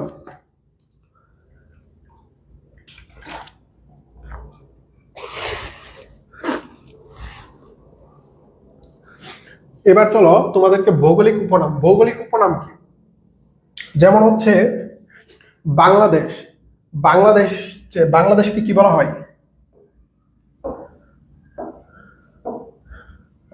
সবুজ সোনালী ফিরোজা রূপালী, রূপের ন্যায় তো শেষ, আমাদেরই প্রিয় বাংলাদেশ। বাংলাদেশকে কি নামে ডাকা হয়? সোনালী আঁশের দেশ। কি আঁশের দেশ? সোনালী, সোনালী আঁশের দেশ। এটা তো আমরা ছোটবেলা থেকে পড়তেছি, ঠিক না? সোনালী আঁশের দেশ। সোনালী আঁশের দেশ কেন বলা হয়? কারণ পাট বাংলাদেশের প্রধান রপ্তানিকৃত দ্রব্য। এক সময় কাঁচামাল ছিল কি? পাট। এই পাট ছিল। আর এই পাট যখন দেখবো হচ্ছে রোদ্রে শুকানো হয়, রংটা কি হয়? এই সোনালী, এই সোনালী কালার হয়। আর দেখবো হচ্ছে যে আমাদের যে একটা একটা কয়েন আছে, কয়েনের উপরে দেখবে কি যে এইখানে এভাবে একটা ফুল, এই পাশে হচ্ছে স্টার, এই যে এইভাবে একটা স্টার দেওয়া হয়, আর এই পাশে হচ্ছে দুইটা পয়সা, আর এখানে হচ্ছে কি একটা শাপলা। এই যে এভাবে যখন দেওয়া হয়, এই যে বাংলাদেশের জাতীয় প্রতীক এবং 1 টাকায় কি এই পাট আছে, তখন তো তোমরা তো বুঝতে পারতেছো যে পাটের অবদান কত গুরুত্বপূর্ণ ছিল এক সময় বাংলাদেশে। যার কারণে বাংলাদেশের জাতীয় প্রতীকে পাটের একটি ছবি আছে। আর বাংলাদেশকে কি সোনালী আঁশের দেশ বলা হয়। আর এই পাট রপ্তানি করে বাংলাদেশ প্রচুর বৈদেশিক মুদ্রা অর্জন করে। আর পাট কি সবচেয়ে বেশি, মানে কি প্রথম রপ্তানিকৃত দ্রব্য, বাংলাদেশের প্রথম রপ্তানিকৃত দ্রব্য। তারপরে বলা হয় হচ্ছে প্রাচ্যের ডান্ডি। প্রাচ্যের ডান্ডি কাকে বলা হয়? নারায়ণগঞ্জকে। প্রাচ্যের ডান্ডি বলা হয় হচ্ছে নারায়ণগঞ্জ। এই জিনিসটা একটু পড়বে, এটা বেশি গুরুত্বপূর্ণ না, জাস্ট এই করে দেখলাম। বাংলার শস্য ভান্ডার। বাংলার শস্য ভান্ডার বলা হয় হচ্ছে বরিশালকে। বরিশালে কিন্তু প্রচুর শস্য চাষ হয়, যার কারণে বাংলার শস্য ভান্ডার। আরেকটা জিনিস মনে রাখবে, বাংলার ভেনিস। বাংলার কি? বাংলার, বাংলার ভেনিস বলা হয় কাকে? বরিশালকে। বরিশালের তো দুইটা নাম আছে, একটা কি? একটা হচ্ছে বাংলার শস্য ভান্ডার, আর একটা হচ্ছে বাংলার ভেনিস। এই ইটালির ভেনিস আছে না, ভেনিস সিটি, যেটা অনেক সুন্দর, যার কারণে বরিশালের সৌন্দর্য দেখে কবিরা নাম দিয়েছে কি বরিশালকে বাংলার ভেনিস। এটাও একটু গুরুত্বপূর্ণ, এটা ভালো করে পড়বে। 12 আউলিয়ার দেশ কি? চট্টগ্রাম। কত আউলিয়ার দেশ? চট্টগ্রাম হচ্ছে 12 আউলিয়ার দেশ। মনে রাখবে 12 আউলিয়ার দেশ হচ্ছে চট্টগ্রাম। আর 360 আউলিয়ার দেশ কোনটা? সিলেট। শাহজালাল শাহপরান যখন সিলেটে আসছিল তখন কিন্তু প্রচুর আউলিয়া এই সিলেটে আসছে, যার কারণে কি সিলেটে কিন্তু আউলিয়া বেশি। মনে রাখবে সিলেটে আউলিয়া বেশি, যার কারণে সিলেটকে বলা হয় 360 আউলিয়া, চট্টগ্রামকে বলা হয় 12 আউলিয়া। এটা ভালো করে পড়বে, গুরুত্বপূর্ণ টপিক। পুণ্যভূমি। এই যে পুণ্যভূমি কি বলা হয় সিলেটকে? সিলেটকে পুণ্যভূমি কেন বলা হয় জানো? এই যে পুণ্যভূমি, পুণ্যভূমি বলা হয় কারণ কি সিলেটে আউলিয়া বেশি। কি বেশি? আউলিয়া বেশি। সিলেটে কিন্তু হযরত শাহজালাল ইসলাম ধর্ম নিয়ে এসেছিল সবার প্রথম, যার কারণে সিলেটকে পুণ্যভূমি বলা হয়। এই যে 360 আউলিয়ার দেশ, এটা তো পড়াইছি। সাগর কন্যা বলা হয় কি? পটুয়াখালীকে। পটুয়াখালী কোথায়? পটুয়াখালী হচ্ছে তোমার বরিশাল জেলায়, বাংলাদেশের দক্ষিণে বরিশালে, সাগরের সাথে। পটুয়াখালীতে কোন বিচ রয়েছে? একটা রয়েছে পটুয়াখালীতে, বাংলাদেশের একটা বিখ্যাত পর্যটন কেন্দ্র রয়েছে পটুয়াখালীতে। তোমরা কমেন্টে জানাও তো একটু, পটুয়াখালীতে একটা বিখ্যাত পর্যটন কেন্দ্র আছে, এটা জানাও। এই সাগরকন্যা কোথায়? পটুয়াখালীতে। বাংলার প্রবেশদ্বার। বাংলার প্রবেশদ্বার বলা হয় কাকে? এই চট্টগ্রামকে। কেন জানো? কারণ হচ্ছে বাংলা এক সময় কিন্তু বিমান ছিল না। তোমার ধরো হচ্ছে 1900 সালের আগে, ধরো হচ্ছে যখন ব্রিটিশরা বাংলাদেশে আসছিল, তার কি বাংলাদেশে বিমান করে আসছিল না? তারা কি কিসের মাধ্যমে আসছিল? এই যে ধরো এইভাবে হচ্ছে জাহাজের মাধ্যমে আসছিল। কিসের মাধ্যমে? জাহাজের মাধ্যমে। আর এই তারা জাহাজ দিয়ে বাংলাদেশে কোন দিক দিয়ে ঢুকতো? এই বাংলাদেশের চট্টগ্রাম দিয়ে। কোন দিক দিয়ে? চট্টগ্রাম। যার কারণে এই চট্টগ্রামকে বলা হয় বাংলার প্রবেশদ্বার। কারণ অতীতকালে কিন্তু কোনো বিমান ছিল না, তখন মানুষ কি নৌকা অথবা জাহাজ দিয়ে চলাচল করতো, যার কারণে বাংলার প্রবেশদ্বার হচ্ছে চট্টগ্রাম। আর তোমাদেরকে যে আরেকটা জিনিস বলছি, তোমরা এটা কমেন্টে জানাও, দ্রুত জানাও। সাগরকন্যা বলা হয় পটুয়াখালীকে। পটুয়াখালীতে কিন্তু একটা জিনিস আছে, বাংলাদেশের বিখ্যাত একটা পর্যটন কেন্দ্র। পটুয়াখালীতে নাম কি? এটা পটুয়াখালীতে নাম হচ্ছে কুয়াকাটা। কি? কুয়াকাটা। কুয়াকাটা, কুয়াকাটা বিচ, যেখান থেকে কি সমুদ্র, এই কুয়াকাটা থেকে কি তোমার সূর্যাস্ত দেখা যায়। সূর্যাস্ত মানে সূর্য যখন ডুবে, এটা কিন্তু খুবই সুন্দর লাগে কুয়াকাটা থেকে। কুয়াকাটা থেকে কে কে আছো একটু জানাও কুয়াকাটা থেকে। এবার চলো আমরা পরবর্তী স্লাইডে যাই। ভৌগোলিক উপনাম তো এটা পড়লাম, এবার ধরো আরেকটা পড়ি। মসজিদের শহর। মসজিদের শহর বলা হয় কাকে? ঢাকাতে। ঢাকাতে কি বিপুল পরিমাণ মসজিদ আছে, প্রচুর মসজিদ, লালবাগ মসজিদ, এই মসজিদ সেই মসজিদ, যার কারণে মসজিদের শহর হচ্ছে ঢাকা। স্বাস্থ্যকর স্থান কি? কক্সবাজার। স্বাস্থ্যকর স্থান কক্সবাজার। বেশি ইম্পর্টেন্ট না কিন্তু বাটির স্থান বাংলাদেশ। বাংলাদেশকে কি বলা হয়? বাটির স্থান। বাটিওয়ালা গান গাইতো বাংলাদেশে, যার কারণে এই যে এইটা খুবই গুরুত্বপূর্ণ। প্রাচ্যের অক্সফোর্ড। প্রাচ্যের অক্সফোর্ড বলা হয় কাকে? ঢাকা বিশ্ববিদ্যালয়কে। প্রাচ্যের অক্সফোর্ড বলা হয় কাকে? ঢাকা বিশ্ববিদ্যালয়কে। এবার এবার তোমাদেরকে বলি, তোমরা বলতে পারো ভাইয়া ঢাকা বিশ্ববিদ্যালয়কে কেন প্রাচ্যের অক্সফোর্ড বলা হয়, সেটার কারণ কি? তোমরা অনেকে জানো যে প্রাচ্যের অক্সফোর্ড বলা হয় ঢাকা বিশ্ববিদ্যালয়কে, কিন্তু তার কারণ কি? এবার চলো তোমাদেরকে বলি। এই অক্সফোর্ড যে বিশ্ববিদ্যালয়, অক্সফোর্ড আর হচ্ছে ঢাকা বিশ্ববিদ্যালয়, দুইটার মধ্যে আমি একটা মিল দেখাই। অক্সফোর্ড আর হচ্ছে ডিইউ, ঢাকা বিশ্ববিদ্যালয়। এই দুইটার মধ্যে কিন্তু ছাত্রদের যে পরিচয়, যেমন হচ্ছে আমার যে আইডি কার্ড বা আমার আইডেন্টিটি, সেটা কিন্তু আমার বিশ্ববিদ্যালয় কিসের মাধ্যমে? আমার ডিপার্টমেন্ট অথবা আমার ইয়ার মাধ্যমে হয় না, সেটা কিসের মাধ্যমে? আমার হলের মাধ্যমে। আমার হলে একটা কিন্তু আইডি কার্ড দেওয়া হয়, হলের মাধ্যমে। মানে আমার ছাত্রত্ব হয়েছে হলের মাধ্যমে। অক্সফোর্ডেও সেম, তাদের ছাত্রত্ব পরিচয় প্রকাশ করা হয় কিসের মাধ্যমে? হলের মাধ্যমে। হল মানে কি? মানে আমরা যে হলগুলোতে থাকি, আমাদের যেমন হল আছে বিজয় একাত্তর হল, কবি জসিমউদ্দিন হল, জিয়া হল, তার সূর্য সেন হল। অক্সফোর্ডেও সেম এমন হল আছে। এই হলের মাধ্যমে হচ্ছে কি ছাত্রদের আইডেন্টিটি, কি আইডেন্টিটি অথবা পরিচয়, আইডেন্টিটি বা পরিচয় দেওয়া, যার কারণে কি এই অক্সফোর্ড আর ঢাকা বিশ্ববিদ্যালয় দুইটার অবস্থা কি সেম, যার কারণে কি এই প্রাচ্যের অক্সফোর্ড বলা হয় কাকে? ঢাকা বিশ্ববিদ্যালয়কে।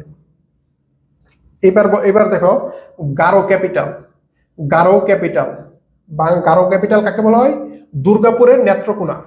নেত্রকোনা বাংলাদেশের জেলা ময়মনসিংহ বিভাগের একটি জেলা, নাম কি? নেত্রকোনা। নেত্রকোনাকে বলা হয় কি? গারো ক্যাপিটাল। এই ময়মনসিংহে সবচেয়ে বড় পাহাড়ের নাম কি? গারো পাহাড়। গারো পাহাড়। আর ময়মনসিংহে একটা উপজাতি বাস করে, উপজাতির নাম কি? গারো। উপজাতির নাম হচ্ছে গারো উপজাতি। গারো উপজাতি বাস করে, যার কারণে এই গারো ক্যাপিটাল বলা হয় কাকে? নেত্রকোনাকে। নেত্রকোনা দুর্গাপুরকে। এটা খুবই গুরুত্বপূর্ণ, এই জিনিসটা ভালো করে পড়বেন। নদীমাতৃক দেশ বাংলাদেশ, এটা তো আমরা সবাই জানি, ছোটবেলা থেকে পড়তেছি। এইবার চলো আমরা হচ্ছে পরবর্তী স্লাইডের দিকে যাই। প্রাকৃতিক দুর্যোগ, নতুন একটা জিনিসে চলে আসলাম, নতুন টপিক। টপিকটার নাম হচ্ছে প্রাকৃতিক দুর্যোগ। আচ্ছা, বাংলাদেশে কি কি প্রাকৃতিক দুর্যোগ হয়? বাংলাদেশে কিন্তু প্রাকৃতিক দুর্যোগ বলতে আমরা 4-5টা দুর্যোগের নাম জানি। একটা কি, যেমন হচ্ছে বাংলাদেশে প্রচুর পরিমাণে বন্যা হয়। যখন এই তোমার হচ্ছে বর্ষাকালে কিন্তু প্রচুর পরিমাণ বন্যা হয়, তারপরে গ্রীষ্মকালে কিন্তু প্রচুর পরিমাণ খরা হয়। খরা কোন জায়গাতে হয়? উত্তরাঞ্চলে। উত্তরাঞ্চল কোনগুলা? রাজশাহী বিভাগ আর হচ্ছে রাজশাহী, রংপুর, এইসব অঞ্চলে হচ্ছে খরা হয়। তারপরে হচ্ছে পদ্মা নদীর তীরে কিন্তু বাংলাদেশের প্রতি বছর প্রচুর পরিমাণ নদী ভাঙ্গনের শিকার হয়, পদ্মা নদীর তীরে। তারপরে আর কি কি আছে? এইগুলোই কি মূলত কি বাংলাদেশের প্রধান দুর্যোগ। তো এইবার চলো, প্রধান দুর্যোগের ক্ষেত্রে তত বেশি গুরুত্বপূর্ণ টপিক না, জাস্ট তোমাদেরকে জানিয়ে দিতেছি বন্যা। এই বন্যা সবচেয়ে বেশি বাংলাদেশের কোন অঞ্চলে হয়? এই যে দেশের উত্তর পূর্ব। উত্তর পূর্ব বলতে কোন অঞ্চল? তোমার হচ্ছে খুলনা বিভাগের কিছু কিছু অঞ্চল, রাজশাহীর দিক দিয়ে এই অঞ্চলগুলাতে, আর হচ্ছে মধ্যভাগ, বিশেষ করে নদী, যেসব অঞ্চলগুলাতে কি আছে? নদী আছে। এগুলো তত বেশি গুরুত্বপূর্ণ না। তারপরে তোমরা জাস্ট এই যে এইগুলো দরকার নেই, এগুলো থেকে বেশি প্রশ্ন আসবে না। তোমরা জাস্ট দুর্যোগের ধরন, বাংলাদেশের প্রধান 3টি দুর্যোগ যদি প্রশ্নতে আসে, বাংলাদেশের প্রধান দুর্যোগ কোনগুলা? প্রথম কি? বন্যা। তারপরে কি? ঘূর্ণিঝড় ও জলোচ্ছ্বাস। ঘূর্ণিঝড় কিন্তু প্রত্যেক বছর বাংলাদেশে হয়, জলোচ্ছ্বাস কিন্তু ওইভাবে হয় না। দ্বিতীয় তো হচ্ছে কি? খরা। বাংলাদেশের প্রতি বছর কিন্তু খরা হয়। কোন দিক দিয়ে? রাজশাহীতে। রাজশাহী অঞ্চলে কিন্তু বেশিরভাগই কি খরা হয়।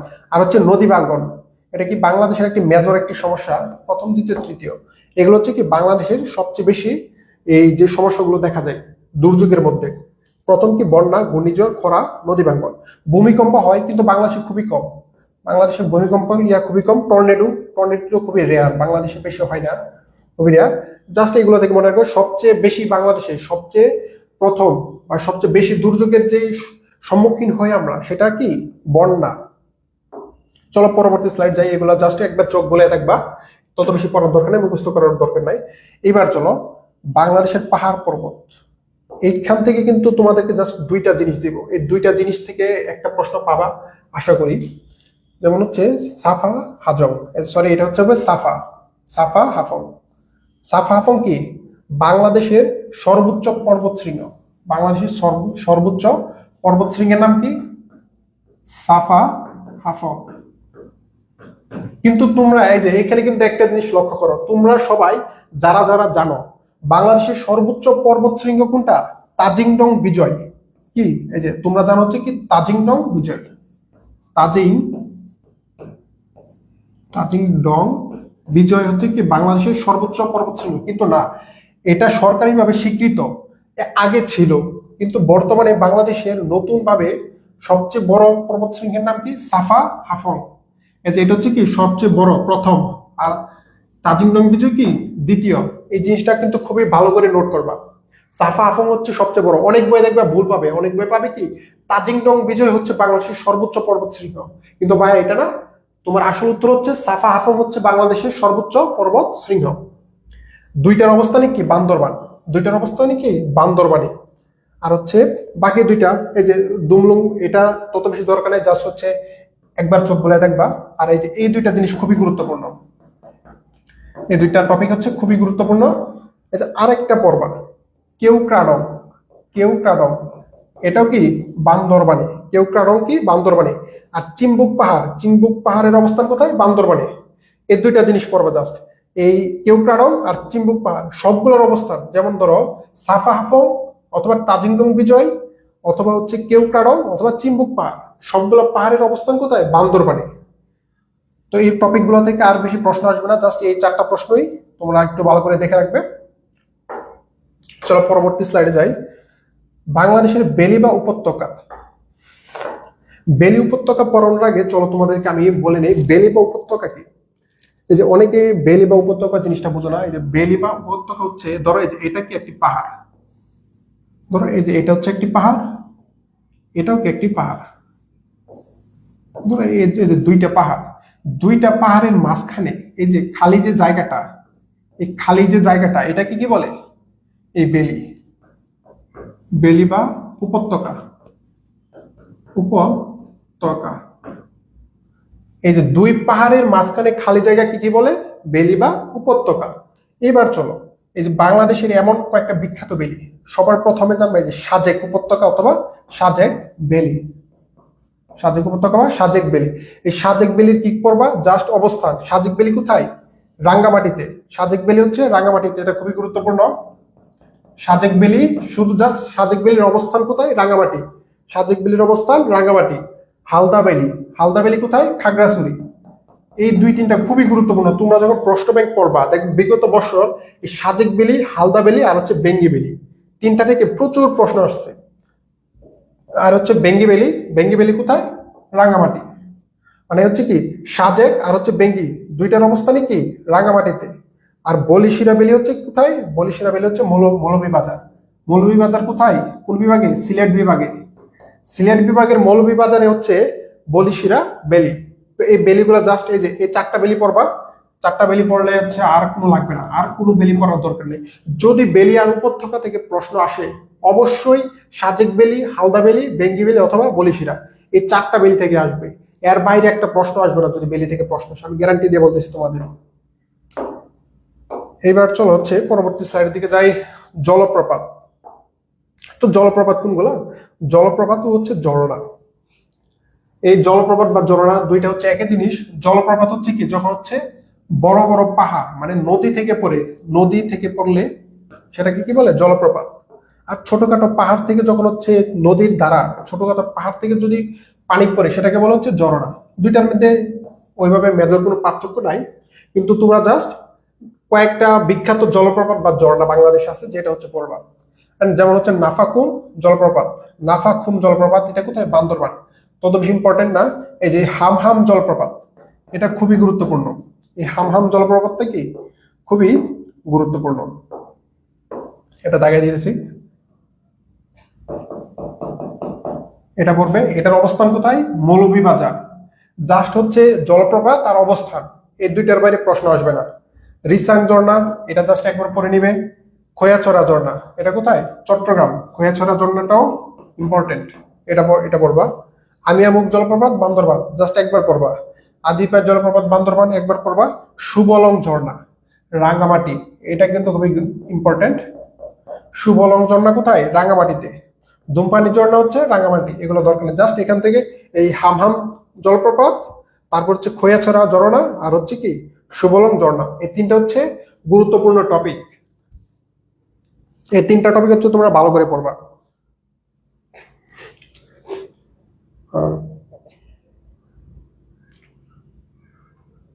আচ্ছা আচ্ছা, এবার চলো। তো আজকে অনেকগুলো টপিক পড়ালাম তোমাদেরকে, হচ্ছে যে টপিকগুলো দিলাম আশা করি সেই টপিক থেকে আর কোনো তোমাদের কোনো সমস্যা থাকবে না। এবং আমাদের যে স্লাইডগুলো, তোমাদেরকে স্লাইডগুলো হচ্ছে দিয়ে দিব ক্লাসে। স্লাইডগুলো যদি তোমরা ভালো করে পড়তে পারো, তোমাদের কোনো বই দরকার নেই, কোনো শীট দরকার নেই, কিচ্ছু দরকার নেই। তুমি জাস্ট হচ্ছে আমাদের স্লাইডগুলো হচ্ছে ভালো করে পড়বা, আমাদের স্লাইডগুলো ভালো করে পড়বা, লক্ষ্য রাখবা। এবং আমি যে যে টপিকগুলো তোমাদেরকে দাগিয়ে দিচ্ছি সেই টপিকগুলো হচ্ছে ভালো করে পড়বা। আর আজকের ক্লাসের হচ্ছে যে নোটগুলো, তোমরা হচ্ছে একটা কাজ করবা। এই যে এই নোট ক্লাস হচ্ছে যে নোটগুলো আমি দিছি, সেই নোটগুলোতে প্রথমে হচ্ছে কি লিখবা? তোমার নাম লিখবা। প্রথমে কি লিখবা? তোমার নাম লিখবা। দ্বিতীয়ত লিখবা হচ্ছে মেন্টরের নাম, মেন্টরের নাম লিখবা। তৃতীয়ত লিখবা হচ্ছে ক্লাসটা আজকে কেমন লাগছে, ক্লাসটি কেমন লাগছে। এই তিনটা জিনিস করে তোমরা হচ্ছে কালকের ভিতরে, কালকে 12টার ভিতরে হচ্ছে তোমরা স্লাইড, এই তোমাদের নোটগুলো হচ্ছে আমাদের গ্রুপে দিবা। আর আমি দেখবো তোমাদের গ্রুপগুলো হচ্ছে কেমন হয়েছে। আর যাদের গ্রুপগুলো, যাদের ইয়াটা হচ্ছে ভালো হবে, যাদের নোটটা সবচেয়ে ভালো হবে, তাদের জন্য আমার পক্ষ থেকে একটা গিফট আছে। তোমরা জাস্ট নোটটা দিবা, আমি যার গ্রুপ নোটটা ভালো হবে তাদেরকে আমি একটা গিফট দিব, বলে রাখলাম তোমাদেরকে। তো তোমাদের যে স্লাইডগুলো আছে, স্লাইডগুলো হচ্ছে আমি দিয়ে দিব তোমাদেরকে গ্রুপে। আর তোমরা ভালো করে একটু পড়াশোনা করবে। যে স্লাইডগুলো দিছি, আশা করি এই স্লাইডগুলো যদি তোমরা পড়ো, তোমাদের হচ্ছে আর কোনো সমস্যা থাকবে না। এই যে দেখো কতগুলো স্লাইড, এর বাইরে থেকে প্রশ্ন আসার কোনো সুযোগ নাই। কারণ এই স্লাইডগুলো হচ্ছে আমি বিগত বছরের যত প্রশ্ন আছে, ঢাকা বিশ্ববিদ্যালয়, রাজশাহী বিশ্ববিদ্যালয়, জাহাঙ্গীরনগর বিশ্ববিদ্যালয়, চট্টগ্রাম বিশ্ববিদ্যালয় গুচ্ছ, প্রত্যেকটা প্রশ্ন বিশ্লেষণ করে হচ্ছে আমি স্লাইডগুলো তৈরি করছি। সেই স্লাইড, এই প্রশ্নগুলোতে হচ্ছে কোন কোন টপিক থেকে প্রশ্ন আসে, সেই টপিকগুলো হচ্ছে অ্যানালাইসিস করে এই শীটগুলো তৈরি করা। তো আশা করি তোমরা সবাই ভালো করে পড়বা। আর হচ্ছে নোটগুলো হচ্ছে কালকের ভিতরে তোমরা দিয়ে দিবা। তো আজকের মতো এখানে ক্লাস শেষ করতেছি। তোমরা সবাই ভালো থাকবে। আসসালামু আলাইকুম।